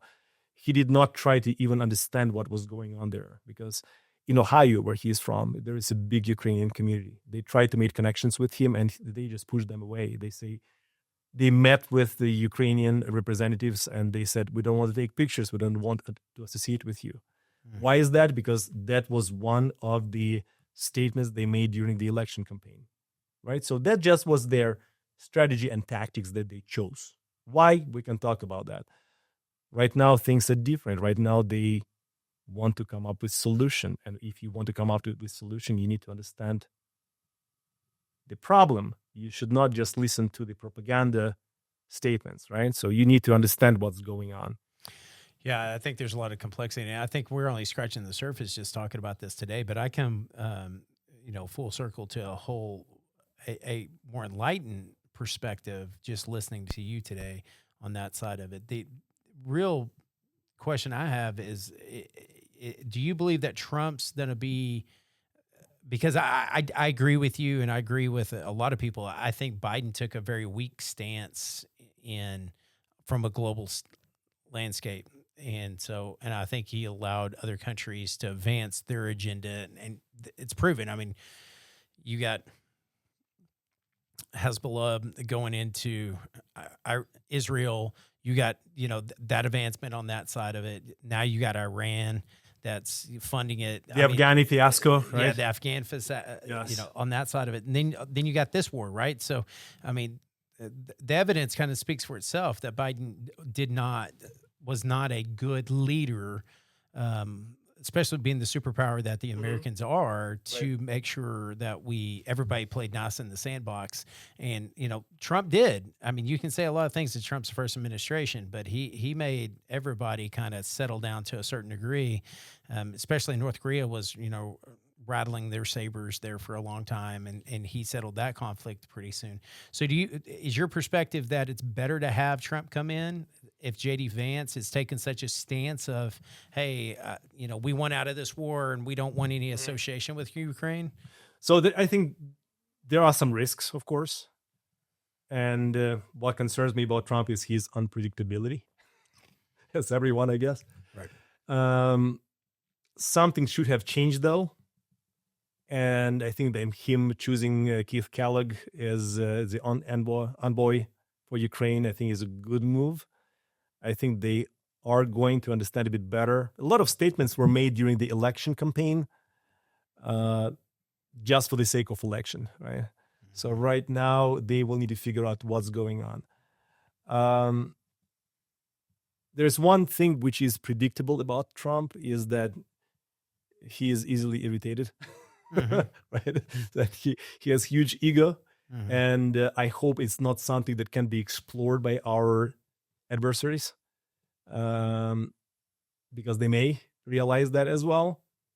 At the same time, he can try to negotiate with Putin, and that guy is just no way ready to start negotiations, and Trump can be pissed and start supporting Ukraine simply because his ego is hurt. Right. So it can go more than one way. I think it's also important for us to be vocal about what are the consequences of us pulling out of this conflict. And let's just play this mind game. What happens if Russia captures Ukraine? Are we going to spend less? Are we going to spend more? And I'm not ready to quote that article, which was recently in one of the prominent, either Foreign Affairs or one of those publications. The former Pentagon high-ranking official presented some calculations that we're going to spend 7 times more if we let Russia advance. Why? Because we will need to increase our spending in Europe. So right now, Ukraine kind of holding them back. If they get stronger, they are not going to change. They're not going to become part of the democratic club, as Vivek Ramaswamy suggested once. He says, let's divide and conquer, he said. Let's pull Russia away from China. Okay. Try playing that game. How? Yeah, the big question, that sounds good, as a talking point, but how do you do that? I think is a lot deeper of a conversation because they rely on each other pretty closely now. They're buddies. I mean, they're not buddies because they love each other, but they just they have the same enemy, Yeah, which is the West, which pretty is much. the West, Yeah, and primarily the States, right, and then they share the same resource channels, pretty much. right? So, I mean, that's one thing China doesn't have is natural resources, and So they can agree. I mean, you can say, well, can you play with us against the China? They can say, sure. They will promise you whatever you want them to promise you. that's why I thought it was important, and I was shocked that Trump publicly made this known that he was trying to invite Xi Jinping to his inauguration. And I don't know if that's strategic. I'm sure it is, Must be. right? I mean, they're smart guys, so Yeah, I'm not yeah. questioning their reasoning. To try to get Right. a better relationship with China so that we can stop the war with Russia Right. and have China put the pressure on Russia. I mean, you certainly need to talk to all of them. Of course, yes, but you need to come from the position of strength. And Biden can't do that. He can't make a coherent sentence. Somehow, I don't know. Did you know last night that they, and this is on Friday, what's today's date? The 20th. Last night they called back Biden from his vacation home and then Vice President Harris to, Because of we don't know yet. So they called him back at like 10 or 11 o'clock at night. It was all over Twitter and all over the news, but it's not being disclosed of like, why are they calling him back? Unless there's an event. Now, it could be something as simple as, hey, there's a high probability that the government has a shutdown, which, I mean, that's a whole different narrative that we can talk about on the war side. But, that's concerning, though, and that's likely now. So Polymarket's got it up to almost 70% that the government shuts down. So if that happens, I don't know what the appetite is going to be about, fighting a Ukrainian war, supporting a Ukrainian war. So this could get down a rabbit hole really quickly. Yeah. Can we discuss for a second what's going to happen if we stop supporting them? Yeah, you said it's 5 times or 7 times, right? No, but the question is, are they going to collapse without our support? And probably not. You don't think Ukraine is? They're not going to stop fighting. No, I don't think they would. Any think country that would. Europe would step in, will give them some support. Of course, it's not going to be as effective as with the U.S. help. So why aren't they doing it now? Because if the U.S. supported it and you got more support from Europe, which they're in the direct line of fire here. They're directly why.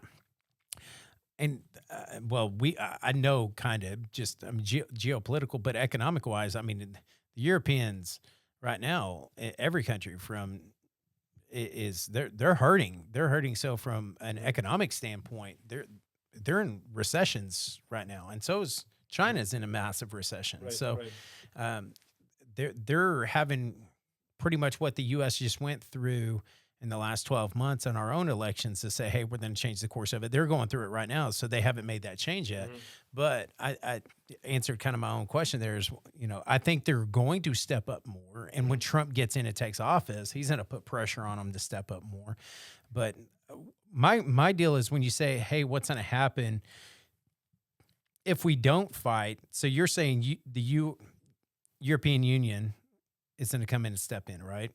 I think they have no options not to. Okay. Yeah. And so are they then to do it boots on the ground, or are they then to do it just through Possibly ammunition support? Well, there is a talk about boots on the ground right now. But it's a 1,000-mile front line. How many people do you need to keep the forces apart? It's a long. It's a massive front line. It's 1,000 miles long. Yes. The front line is. Yep. So, how many Ukrainians and Russians are fighting on the front lines right now? Do you know? My understanding, roughly 1 million on each side. 1 million on each side. Yeah. That is fighting constantly, every day, every night. Well, I mean, counting the supporting, staff and all that. Sure, all the logistics and all of that. Yeah. And and we don't know what. And the U.S. isn't actually actively on the ground. I'm sure we have some type of tactical. Maybe some special forces. Stuff there. But if the Europe comes in and steps in, that's going to help how? because I haven't looked at it from a geo.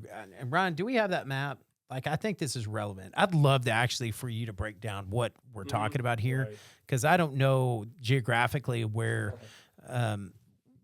where the concentration of the fighting's at and what they're trying to take on. And so he'll pop it up here in a second. Yeah.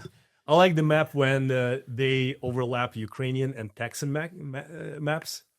I haven't seen that. Yeah, it's the same. It's the same size.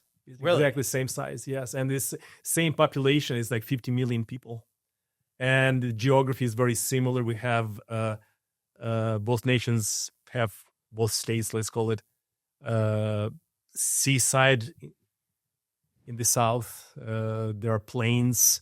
I'm actually from the part of Ukraine where there are plains where the Cossacks used to be. So me being here in West Texas feels like home. Really? Yes. So we're looking at a map right here, and this is showing like just where. Yeah.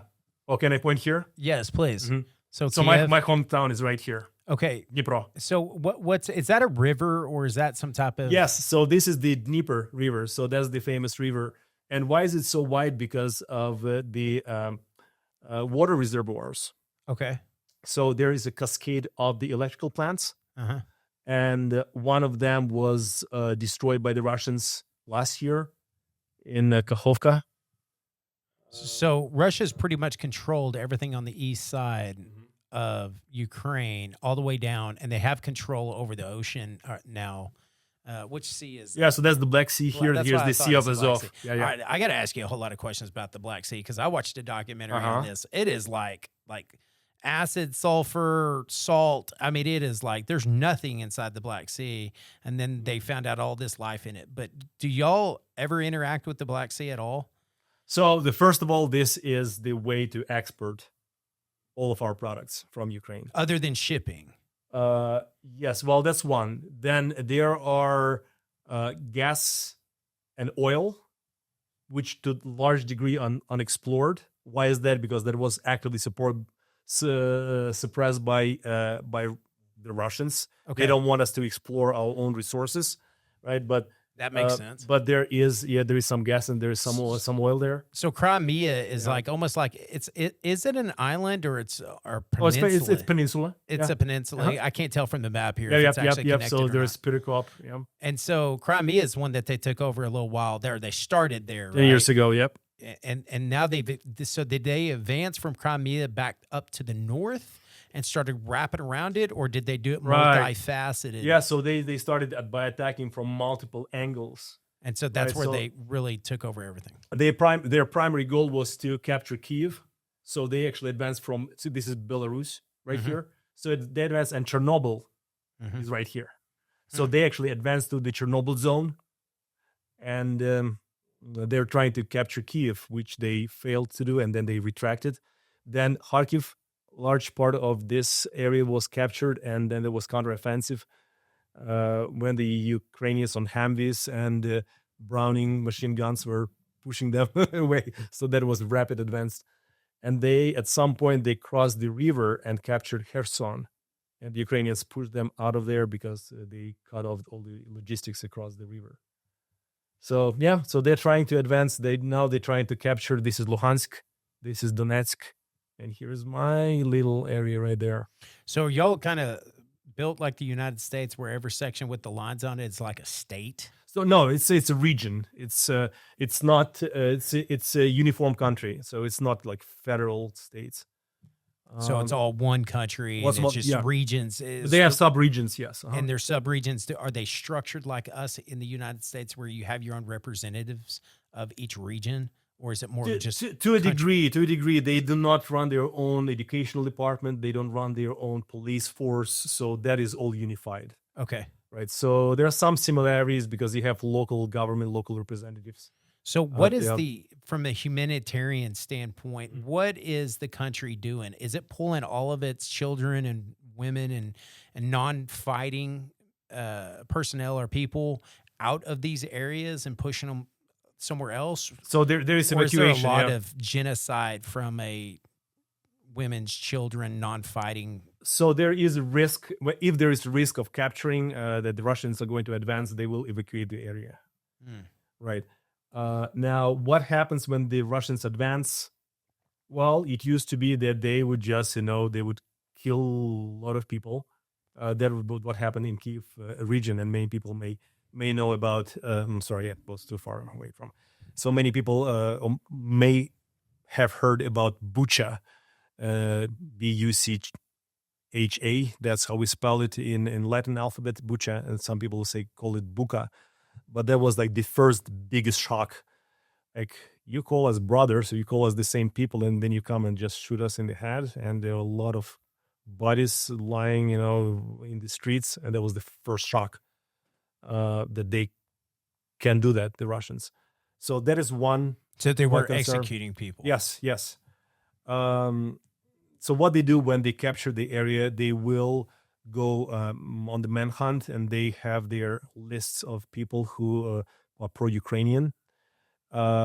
Next thing they will do, they will change your road signs from Ukrainian into Russian. They will just for dominance to say we control the area, or is it a tactical thing? So it's a. I need to probably diverge back to Mr. Putin again. So he's blaming, who Lenin is, right? Mm-hmm. That commie guy who started the Soviet Union back in 1920s. And in 1917, they did the revolt in St. Petersburg. So he is claiming that the big mistake from Lenin was that he did not just when he occupied Ukraine. So they gave them the status of the republic, which is sort of autonomy. But there were some Ukrainian territories that were incorporated into Russian Republic, like the Kursk, like the Belgorod, like the Kuban. They are all populated by Ukrainian, ethnically Ukrainians. But they were incorporated in Russia. So as a result of that, they never learned Ukrainian as a part of their school curriculum. They never used Ukrainian as a part. But Ukrainians within the Russian Republic used to learn Ukrainian. And, that's why we still can speak Ukrainian and read Ukrainian and maintain our culture. So Putin states that was one of the biggest mistakes on the part of Lenin. Because the way to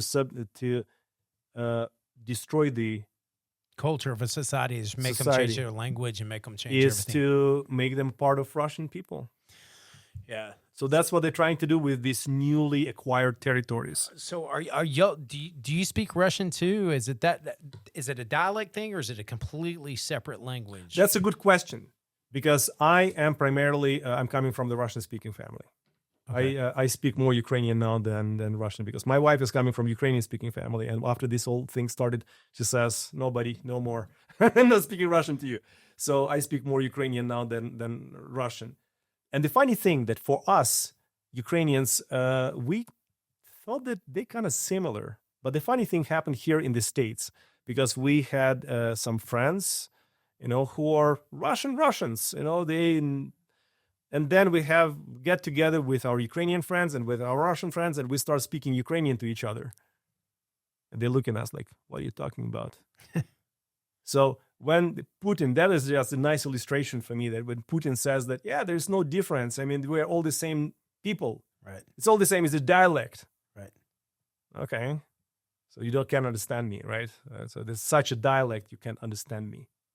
So it's a completely different language. It's a different language. Yeah. And, it's actually closer. And there is a scientifically proven different language, which is closer to Polish than to Russian. Yes. Huh. That's interesting. That's very, very, because that gives me such an insight on, because the premise that we have, or that I have, I don't say we, but is that, Russia, Ukraine used to be a part of Russia. Mm-hmm. So it all came from the same culture. And then 100 years later, or 50, 75 years later, it subdivided, and everybody kind of went their own ways, and everybody wants it back. So it sounds like it's way more of a difference than what is perceived. And it's more of a, hey, this is like Mexico compared to the United States at this point in time. You know when the written Russian language was invented? No. In the 18th century by a guy called Pushkin, Alexander Pushkin. And he's one of the biggest names in Russia, and whatever area they capture, they want to put the monument for Pushkin. They're so proud of him. So he's the guy who actually put together written Russian language, which is based on the Bulgarian Cyrillic alphabet, which is also used by Ukrainians, as you can see here, which kind of looks about close to Latin, but not quite the same. So, and they always state superiority, when it comes to Ukraine, that Ukraine is just villagers. So Ukrainian language also is not ancient to the point of like 1,000 years. So it also started sometime in the 18th century by the guy called Kotlerevsky, and he published a book several years before Pushkin was born in Ukrainian language. So this is just an illustration, how similar we are. Even our written languages were designed, years apart, several decades apart. And this reminds me of one point I wanted to make. If people ask, why are Ukrainians fighting? What are they fighting for? So there are several things they're fighting for. They're fighting for their national identity, first of all, because what's going to happen? They capture your town, they change your road signs, they burn your books. If they hear you speaking Ukrainian, they will kill you. So there is, real risk of losing Ukrainian identity. And this is very similar to what is happening with the Jewish state. There is one reason in the world why we need the Jewish state: to protect the Jewish national identity. Same thing with Ukraine. There is only one state in the world that will defend Ukrainian national identity. That is called Ukraine. You're right. So that's one thing, national identity they're fighting for. Number two, they're fighting for their political identity. What is that? That is our conversation about the Western civilization. It is free in Ukraine. You walk, you can actually smile to the police people, to the police force, because they will protect you. I used to travel. That's actually interesting. My brother used to live in Moscow. They're not there anymore. But I used to visit him. Freedom, just being able to walk through the streets, not being scared by the cameras watching you, like in China, or the police people just arresting you for no reason. And I was telling you that I used to visit my brother when he was in Moscow, and you step out of the train, there's police everywhere. They have what do you call it? Anti-riot teams, in full gear. Yeah, SWAT or something like that. Yeah, and they have, each one of them will have a K on them. This feels like this is, high security place. So that's what they're fighting for, and you may see footage from the first days or weeks of invasion, and Ukrainians were actually burning their tanks. The farmers were kind of stealing their tanks that ran out of fuel. That was the whole nation fighting. So when people say that Zelensky is forcing you to fight, no, was the whole nation fighting. So those are the two things and the third thing, you're fighting for your right to exist at that point in time. Your and also heritage, your culture, everything that makes up what you want to be. And that's my biggest point is I believe everybody should have that right. They live in a country that should have that freedom, free will, free choice, right? And to be able to not be harassed by our governments. And I think that restriction is becoming, it's weird because when I grew up, even in my 20s, and I'm 43, you're 45. I'm 45 for another month. Another month. There you go.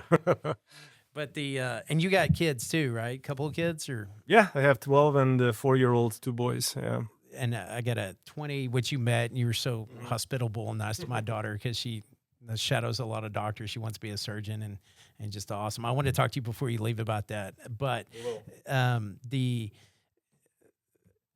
I never worried about freedom in a society because we lived in the United States. I think now seeing what even during COVID, the restrictiveness of a government within overnight, just creating rules of you can't worship, you can't go to church, you can't go to work, right? And we're going to create government subsidies, and anytime I hear those things, it makes me think of the socialism side of it, which scares the piss out of me. I want you to talk about and I want you to really, said this earlier, where I've met a lot of kids in their 15 to 25 that says, hey, they're actually starting to endorse socialism aspects. I had a long conversation with my now 20-year-old. She was like 17, 18 at the time. I was like, look, I know you're reading these things that it sounds good for the government to come in and control and subsidize and do all those things, but it never works out, right? So what is your perspective on socialism? And then two is we'll switch gears. What's your perspective on socialism first, and then I'll go into that second question. Man, we're not touching on any superficial topics today, right? No, we're digging into the deep ones, right? Yes. So, I can tell you a lot about this. So, I think that this is a deeply philosophical question, of course, but it has very practical implications, and we should be careful with it. With this socialism. I can understand why kids have this romantic view of socialism and equality and protection and all the rights for everyone. And we typically in our lives, we focus on the negatives, right? We see what's wrong and we want to address that. We don't typically talk what's awesome. We say what's horrible. Sure. So the kids, for the most part, being good creatures, they want the best for others. They see people suffering. They say, how do we solve that? And they're not super advanced, so they look for easy solutions, right? Let's just, take it from whomever has things and give it to someone who doesn't have things, right? It's easy. Right. And That's a really good point. And you start forgetting about, the nuances of that. And the nuances is that we humans are complex creatures and we need incentives to work hard. If we are given a chance to relax, we will. Human nature. Right. If you aren't forced to move, it's very few people that force themselves to. Yeah. There is a joke to move forward coming from the Soviet Union. And I'm translating from Russian now. It says, so everyone gets 120 rubles. You work hard, you get 120. You don't work hard, you get 120. You don't work at all, you get 120. Sure. Right. So it's a joke there. Right. But that's exactly what happens to the economy. If no one owns the plant, it's going to fall apart. If no one owns the hospital, your staff will start stealing your medical equipment and use your scissors at home to cut, whatever they have to cut. Nails. So that's how it works. If nothing belongs to no one will care. Yeah, but is it deeper than that? Is it the pursuit of ambition, I think, of trying to make today better than yesterday and tomorrow better than today, I think plays into that. Is there also I think people should and can and do hard things, like just going through med school. How many of the years that take you? What, 12, 16 years? 4 years here in the States, 6 years in Ukraine. Yeah. So, but is it 4 years? I thought you still had. Well, you have 4 years of college, 4 years of medical school, and then you go to residency. And then you right, and then depending on what kind of residency, from 4 to 7 years. Yeah, yes. So it's crazy. And then fellowship. I missed one there. It's the fellowship on top of that, right? So you're 16 years in it, and so you have to be fully committed to that. And was there a time when you did it where you were like, "Hey, this isn't worth it"? Well, you need to have the proper incentives, right, to stay on task, to be motivated to stay in task. And so if it was socialism mindset and that I got the same incentives as the guy next to me that's not even trying, do you think that would be as easy or as difficult or not even. That's my problem is like, you know, I meet a lot of guys. I have a lot of junior advisors on my team. I have we have some other advisors, and I worked and I taught financial planning at our old firm, and everybody was like, "Hey, Brennan, I want to, you know, get to the level you're at." And I was like, "Cool, come on, jump on board, and we'll go do these things." But they didn't know the first 3 or 4 years that I was in my practice, I was getting up at 5, 6 o'clock in the morning. I didn't get home until midnight or 1 o'clock at night. I worked the 16, 17-hour days with another guy, great guy. Or another example, let me give you. So, admission to the universities on not on merit but on quotas. Okay. Right? You come from certain ethnic group, you get the quota and you enter.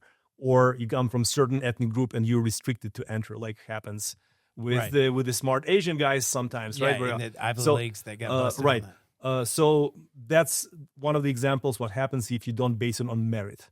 Another example, which is close to where I come from, here in the States, if you don't study in medical school, you're not going to graduate. Correct. In the old Soviet system, you enter the medical school, you're pretty much set. Oh, they don't have class. Yeah, so you can have a doctor that's horrible. Oh yes, they will not expel you. Really? Yes. So that's just one of the Is that examples. based of upon the socialism, or is that based upon just Craddock system? I'm going to send you into the system, and we don't care what the output is. So there are degrees of everything, Of right? course, right? And but when you were in that, because there was socialism when you were in Ukraine, when the fall of the Russian Soviet Union, all that stuff, you got to see that firsthand, didn't you? Right? And so did you ever see an instance where socialism actually benefited the population? And the same question, did you see where it didn't, right? Like, here's what was good, here's what was bad, right? Where's that full? Yes, there had to be some aspects. So there is so there is perception from the people that, you know, once we switched from the old socialist system when everyone was guaranteed necessary minimum. Yeah, we call it QBI and UBI here, Universal Basic Income, is what they're trying to roll out. So in the States. You were guaranteed at least that minimum, and it was not perfect. You could not advance. Everyone was kind of living in the same basic situation, and but everyone was equal. And then everything collapses, and then you actually need to make an effort. Like the example you just gave to me, right? Sure. For 3 years, you need to get up at 5 and stay until midnight. Right. And people don't like that. No. But they don't like that for several reasons, and I don't blame them because they were not trained. You were born and raised in this environment that you have to succeed. You need to make an effort. You need to do better. Next day, you need to make this. You need to make that. You have this planner. You put your goals for the week and the month and the year. They don't know how to do that. They did not have the training. So yes, my grandma used to say, we used to live normal life. Well, she forgot to tell you that she was her husband was a elite member of the Soviet military who was treated differently, right? My other part of the family are the villagers who were not allowed to leave the village because the government would not give them the passports to travel. So that's the other side of the socialist. They restricted you geographically to your own community. So the thinking goes that we will create, to the point of restricting geographically. You're not allowed to leave. So the thinking goes that we are going to come up with the central organ or the central power, the regulation authority that will distribute the goods among the population to make sure that everyone has the means to survive, right? Well, several questions I have there. How do we know that the guy who is ruling is the best and the smartest and the most ethical guy, right? Because typically the worst people ever will gravitate towards power. Mm-hmm. And, you design the system that will select the worst of the worst, people with no moral background. And they are going to be the people who will live the elite lifestyle like our buddy Kim Jong-un whatever his name is. Yeah, right. Yeah, He lives normal lifestyle, right? yeah. Right. And he is the guy who decides, the quotas, how much each of the individuals will get. It kind of gets me back to the definition of the Western civilization. The role of the individual, the individualism, right? Versus collectivism. The individualism is you, Brandon, and I, Sergiy, we deserve to make an effort and make our life, a life of our family, better because we care about our immediate circle and our livelihood, right? So as opposed to collective good, you are the villager, you have to work and give me the quota on the wheat for the general good, right? And it is the guy on top of the socialist pyramid who is going to decide who gets what. So I'm not cool with that. I'm not either.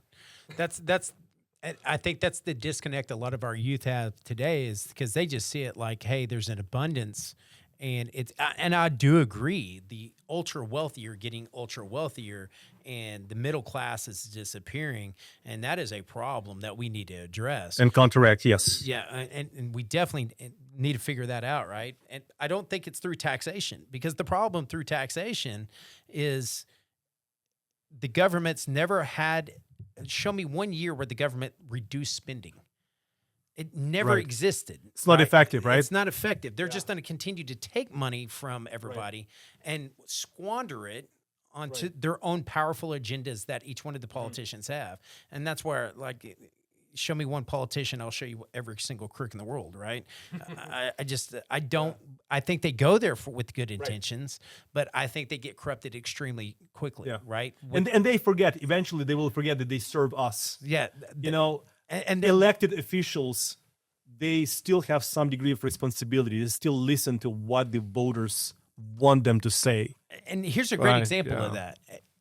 You saw everybody calling Elon Musk President Musk this week on the Democrat Party just because he shined light on a very loud platform that there was a lot of pork in these bills. There was a lot of like cover up in these bills, and everybody threw their hands in the air because all of a sudden you have to be held accountable for trying to slam a bill through, right? And so that is the problem that I think elected officials now they're seeing that they have accountability and that transparency in what they're trying to do, and they're being held accountable. Another one that is just like grossing me out. I got to tell you, I was a big fan of this guy, and then I've absolutely just not here lately. Is Dan Crenshaw is like just going down the deep hole, like screaming that doesn't want insider trading restrictions, doesn't want trading to be restricted in Congress to be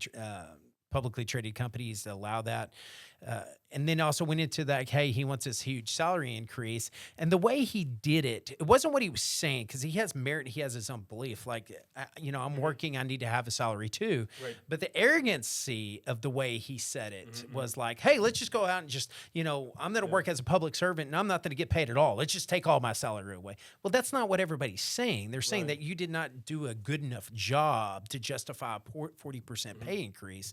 At the same time, this particular subject is very touchy. Lost money, right? And so that's the biggest deal. I think socialism's going to hurt us there. I want to shift gears because we're probably getting a little long in the tooth here, but I want to ask you this question: like, what made? Why'd you want to be a doctor? Right? Briefly on that. Second is why spinal surgery? I think that is really an interesting thing for me. Right. Well, I'm coming from a teacher's family. And my mom, she is a biology teacher, and that was the big influence. Being a romanticizing, everything I'm reading, I also was reading about, veterinarians. And then it just naturally progressed to human medicine. And it all started with orthopedics because I was introduced by one of my teachers in medical school. It's not just thinking; it's also doing something with your hands and spine. So I actually changed gears. I was initially trained as a trauma surgeon and upper extremity surgeon in Ukraine. When I came here and did my residency here, this was just the most challenging part of training spine.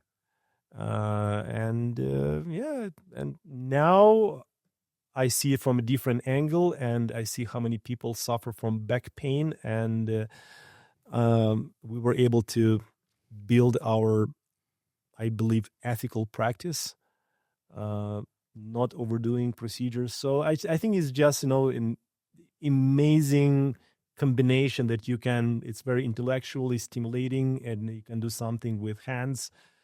You can see the technology, the development, the R&D side of things, and running your own practice. You are in the entrepreneurial seat as well. Yeah. And I can relate to when you talk about all the effort that you make, how do you build a relationship with patients and referring doctors? This is amazing. And I like the entrepreneurial part of this. There was one story that we can connect the socialism, free market, and medicine here. So back in 2002, when I just finished my medical school and I was practicing as a trauma surgeon in the city of Kryvyi Rih, I got a chance to go to a fellowship. One of my professors from medical school kind of presented me that opportunity. So I accepted that, as free people do, because Sure. I want to advance, right? Yeah, I'm an entrepreneur in spirit. So I go to the big boss of that hospital. They call them the main doctor, even though he's not a main doctor. He's probably an ex-KGB guy who was put in charge of this hospital. And I go to him and say, Mr. So-and-so, great news. I was accepted to fellowship. And instead of saying, congratulations, Sergiy, good luck, he says, and who let you? And that's the illustration of the old Soviet system, right? And who let you? The old KGB guy is going to tell me that I need to ask permission to advance in my specialty. So I looked at him and I said, I realized that actually he can't do anything against that. And I said, I'm sorry. I was confused. I say, I'm sorry, I'm confused. Who did I have to ask for permission from? At least you read the room. You have the intellect to know that you didn't want to step on that toe. And then the difference here, What was his reaction? What was his response? Yeah, he was pissed, and but he could not hold me back. So, and that is in stark contrast to when I come here to CEO of my hospital and say, hey, I have this idea, and he or she would look at you and say, okay, let's talk about that. Let's see how we can make this work and how this can benefit our patients and the organization. Like, this is different attitude. Yeah, it's just trying to advance somebody advances yourself in some degree, right? So if somebody has a passion to do something and you can help them achieve that, then they're also then help other people around them. It's that's how the American way. It's natural. It's natural here. That's how we see it here. Yeah, not back there. And that's what That's what. Going back to Ukraine, what they're fighting for. That's what they're fighting for. They're free people. Are they more free, like, now that culture's changed and shifted since you were in med school 25 years ago or 50 years ago? Some things change, some things don't change. Right. Some things change, some well, things it don't didn't change overnight. So it's the young better. the young people are very open to learning new things like this. The old generation, they still have their own dogma and they don't want to perceive the new. But you see positive progression. I do. And I think that's another reason for us to try and support them, because, they're trying to break out of that cage, that stale air of the old socialist and Soviet and Russian empire. We need to support our buddies. Right. Absolutely. I agree with on that side of it. Like, well, in any country or any person that's being oppressed, I think you always need to help out if you're capable of helping out. And I think that's why, especially when you can benefit from it yourself. Yeah. Even if you don't, though, I think you have an obligation as a human race to actually sit back and go, like, I do from my faith, and I'm a Christian and I have a faith to actually say, hey, look, I'm trying to lift other people up too, and trying to help them out. And in my world, God gave his only son to save me. So you have that basic moral compass of saying, if God's willing to give his only son, I'm not willing to give my time to help somebody else. So I think you have to have that same I would like to say most people, until they become jaded or until they become corrupt, where it's all about me, what can I get, right? Instead of looking out and saying, what can I give? I want something for you, not from you. I believe most people see it that way. Yeah, I do too. I think a lot of people do. But you know what? This needs to be cultivated, though, and promoted, it needs to be, and rewarded, right? And rewarded, yes, absolutely. Because it's, and I think it does. It just does indirectly. I think when you see really great people out there that always have the transparency of like, hey, I'm here to help you, right?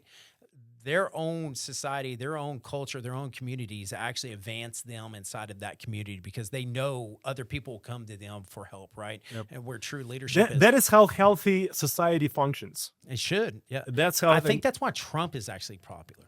Because he says the wildest, craziest, dumbest things sometimes, but I think everybody can see in him that he doesn't really have a huge angle other than he just loves America. And he always says it all the time.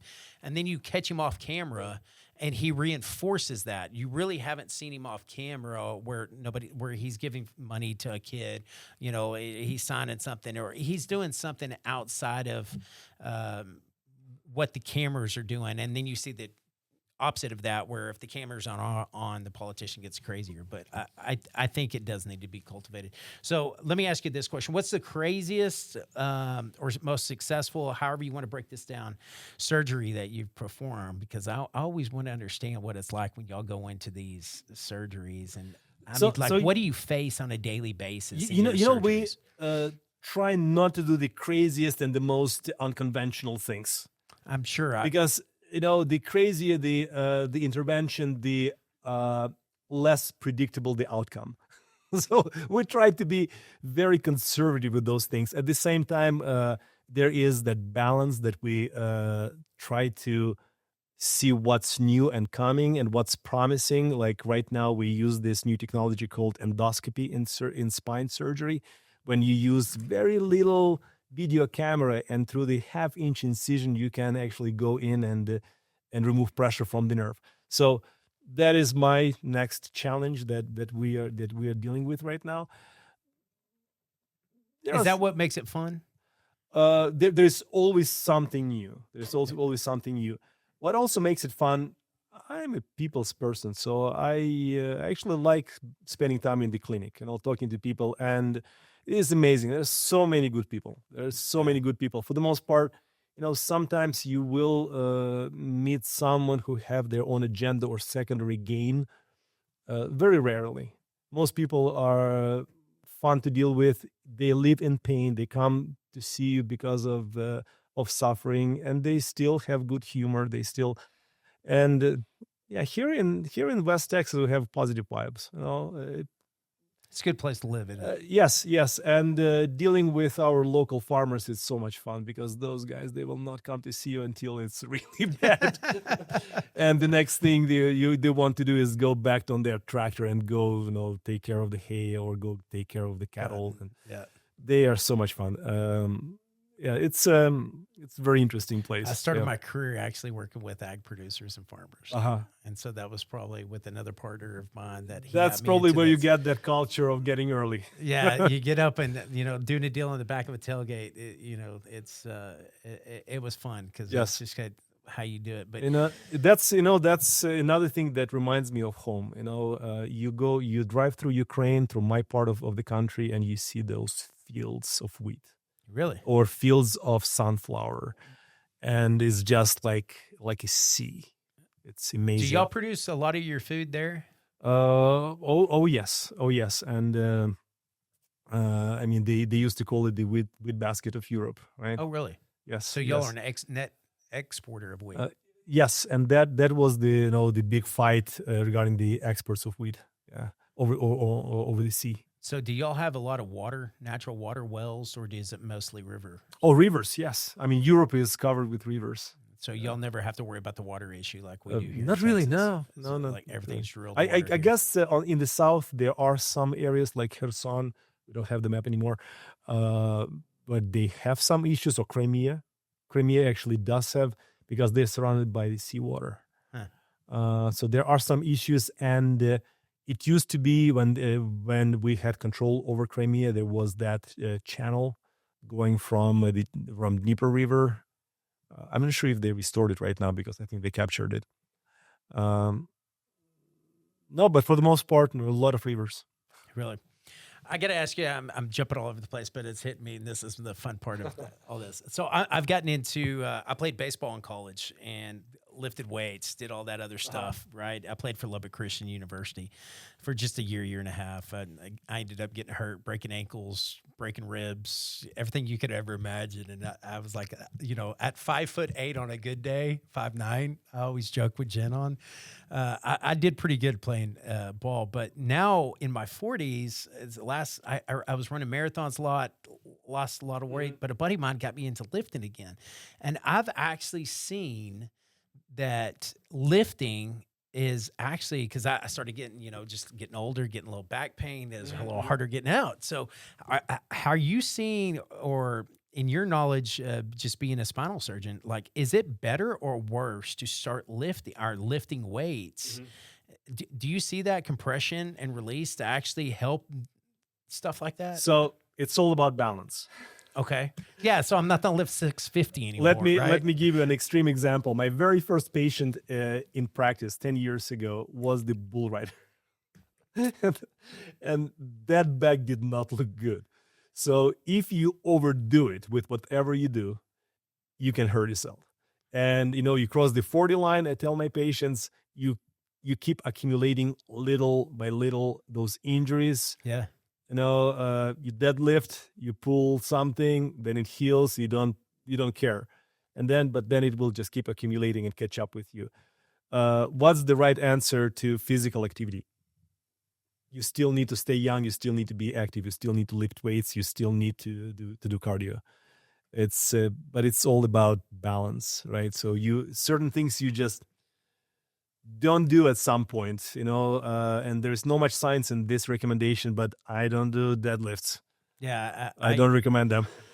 I'm worried about squats because I love doing squats, but I used to until I tore my meniscus. So it's all about balance and good form. A good form. That's what I've always heard. But I've always heard that it's, the bone density gets better if you lift weights. Yes. Muscle mass, that's the way to preserve it, because, you will start losing, and sarcopenia is one of those things that will get to you.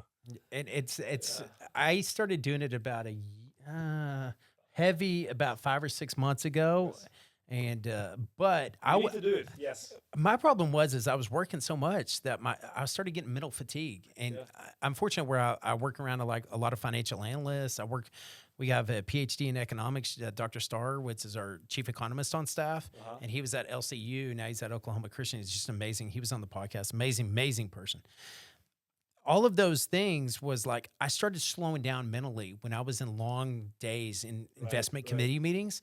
And everybody was like, friends were like, Brendan, you just got to start working out more. Yes. Because that it's directly correlated. Balancing your mental effort and physical effort. Yeah, I'm not as fatigued in these later meetings. Yes. If I may recommend a book. Yes, it's please. Amazing. It's called Outlive. Outlive? By Peter Attia.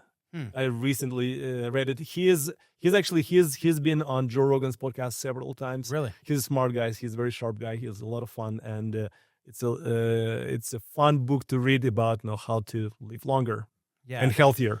I never want to admit that I got these 20, 30-year-old financial analysts that are smarter than me, so I try to keep up with those boys. So I got to stay as sharp as I possibly can. So let me ask this: you come from a foreign country into the United States, started a business. I am a doctor, but are you a partner? How's your practice set up? Mm-hmm. This is very interesting and it's very unique. So because I'm fixing to ask you a whole lot of questions now on this. Right? So I am employed by the hospital, but the way they do it is number one, they don't tell me how to run my business, which is in the essence of business. So they don't tell me how to treat my patients. They don't tell me how many patients I see a day. They don't tell me how many cases I do per day and how to structure. So they support me, and that is amazing setup. In return, my my compensation is based on how much I do. So you see, there is some potential ethical conflict as well. So if I was not an ethical person as I regard myself, there's always a way to do more cases by offering more surgeries to the patients, sometimes not even necessary surgery. So you need to be very careful with that. So what we do is we believe that we practice ethical medicine, and we only offer patients procedures or surgeries when we believe that they can benefit from them. Sure. Right? We try to avoid surgery because people deserve not to have surgery. So, we're trying to balance this line. We need to see more patients to actually find those who may benefit from us. In return, we build a good reputation because our patients have good outcomes. Yeah. The more surgery you start offering, the higher the chance that you will start developing complications or patients are not going to get better. So you need to be selective in who you offer surgery to. At the same time, you don't just tell patient, I can't offer you anything, go away, right? That would also not be ethical. So you give them other options, physical therapy, medications, injections. You teach them how to get healthier, how to lose weight, how to exercise. So to practice that way, you need to see a lot of patients, and you need to have the whole structure. You need to have people who will help you. So I work with 2 physician assistants. I work with a nurse, 2 medical assistants. We work with our own scheduler. So it's the whole infrastructure, and that's something that you require a team for. You can't build this all on your own. So you need to have a group of people that have the same vision. The next challenge, how do you find ethical people who will be willing to walk this way with you? How do you find support with your administration who is willing to support you with that? So I'm blessed. With that. It's funny that you say that, because I think that's one of the biggest criteria of running a good business. Our financial firm here, is the hardest thing. When I started out, I'm sure you had some aspects of this where it was just you, whether you were in fellowship or you were interning or whatever you were at, right? And then you're fresh out of training. And you're fresh out of training, and they're like, hey, you're not making enough money, or you're not doing enough stuff to have that staff around you yet, right? But that's when you need mentors. Yeah. And there was one of the criteria how I was looking for my job is I wanted to have a senior partner, and I was blessed to have senior partner, Dr. George. He is, I'm an orthopedic surgeon. He's a neurosurgeon, and he was my mentor for a long time until he retired. So you need someone who will walk you through these steps. Yeah, that's amazing. Yes. So I'm blessed on all accounts. And then as your practice grows, though, you grow good team members around you. And then all of a sudden I look up and I'm like, without the team that I have around me, I couldn't function. Yes, certainly. It's funny because you start figuring out what you're really, really good at and what you enjoy doing. Where you spend 80% of your time in that passion zone, and it's working with the clients, and it's working with what you're really good at. And then you have the other guys on your team that they're better at you than this, right? Whether Gustavo on my team. So many aspects, yes. And you need someone who is not scared to tell you, Sergiy, you messed up here, or don't do this, or let's not do this anymore, or this is not safe. You need to have people with goodwill, with ethical standards, who will watch you back. But that makes your job easier. Makes life a little funner. It's so much fun. Yes, and so much fun. And I'm blessed. I got a really great team around me that that we get to do a lot of investments into things, and I spend a lot more time. It doesn't mean it doesn't get stressful. We've probably gone through the most stressful 2 weeks I've been. And I don't think that you want to have stress-free life, don't you? Do you? No, I think God makes you where it's kind of like, if you're going to be a leader, do you want a leader that's never gone through hard times? Or do you want a leader that's gone through hard times and he's proven that he can withstand those hard times? Yes. So I think the good Lord always puts you in those situations where it might not feel fun, right? But if you are euphoric and having a great time all the time, then everything would just be monotone. You just wouldn't have any emotion, any passion, or anything, right? Right, and that's why we learn new things. You ask me about the challenges. I mean, we sometimes will look for challenges actively and, get new technology that you're not super comfortable with, but it will benefit the patients and you. Drives you forward, right? Yes. Oh, yes. You never stop learning, right? Yes. I tell my kids every day, like, you think you're out of school and you're going to stop learning. I mean, you just Oh, don't. you better change your attitude then. Yeah. Right. I was like, you Yeah. just got to start having a passion for learning because you're just Yes. And nobody taught me that. Like my Yeah. family was, just worked really, really hard, but they really never communicated to the point that, hey, like, continue to learn.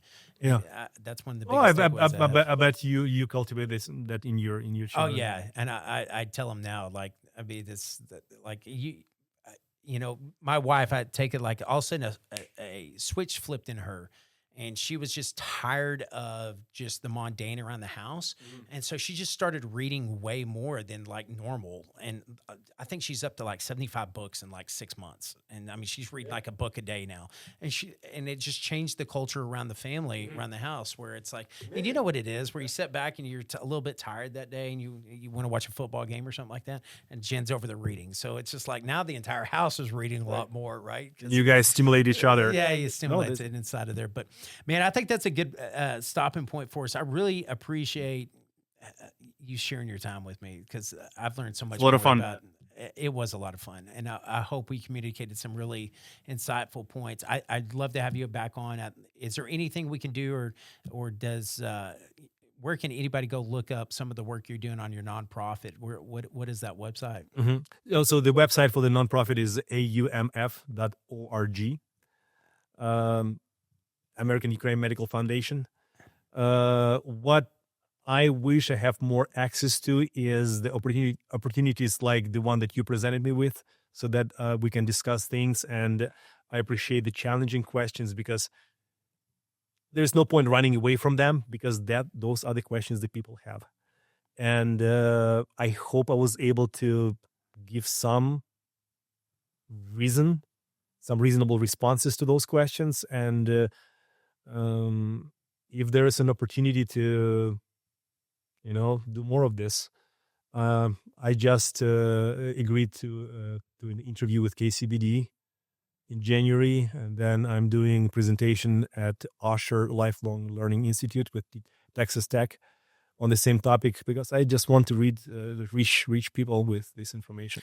And I think we need to at this point in time, because if we don't understand what we're fighting for in all this, I think eventually the society's going to give up on a great cause. It sounds like, from my understanding with you, I've learned so much that this is a cause worth fighting for, and we have to understand that if we don't, it's going to be worse later, and we have to devote the resources. I just wish we had better transparency of the resources that Americans give. We certainly have. We deserve that. Yep. But you know what? If I may make the last statement, I think that looking into this war, what's happening right now in Eastern Europe, I think this presents us Americans with an opportunity to actually dig deeper and understand what we stand for, what our values are, who we are, and as deep questions as what's good, what's evil, because people sometimes say there is no good, no evil. Well, trust me, there is. There are situations which are very black and white. Sure, this is one of them, and trying to understand this and the ethical implications of this war, where we stand on it, may help us understand who we are. That's good. It's good. Good leaving point there. I appreciate your time. Thanks for coming on. Yes, and Brandon, thank you so much. See you. It's a lot of fun. Thank you. It was great.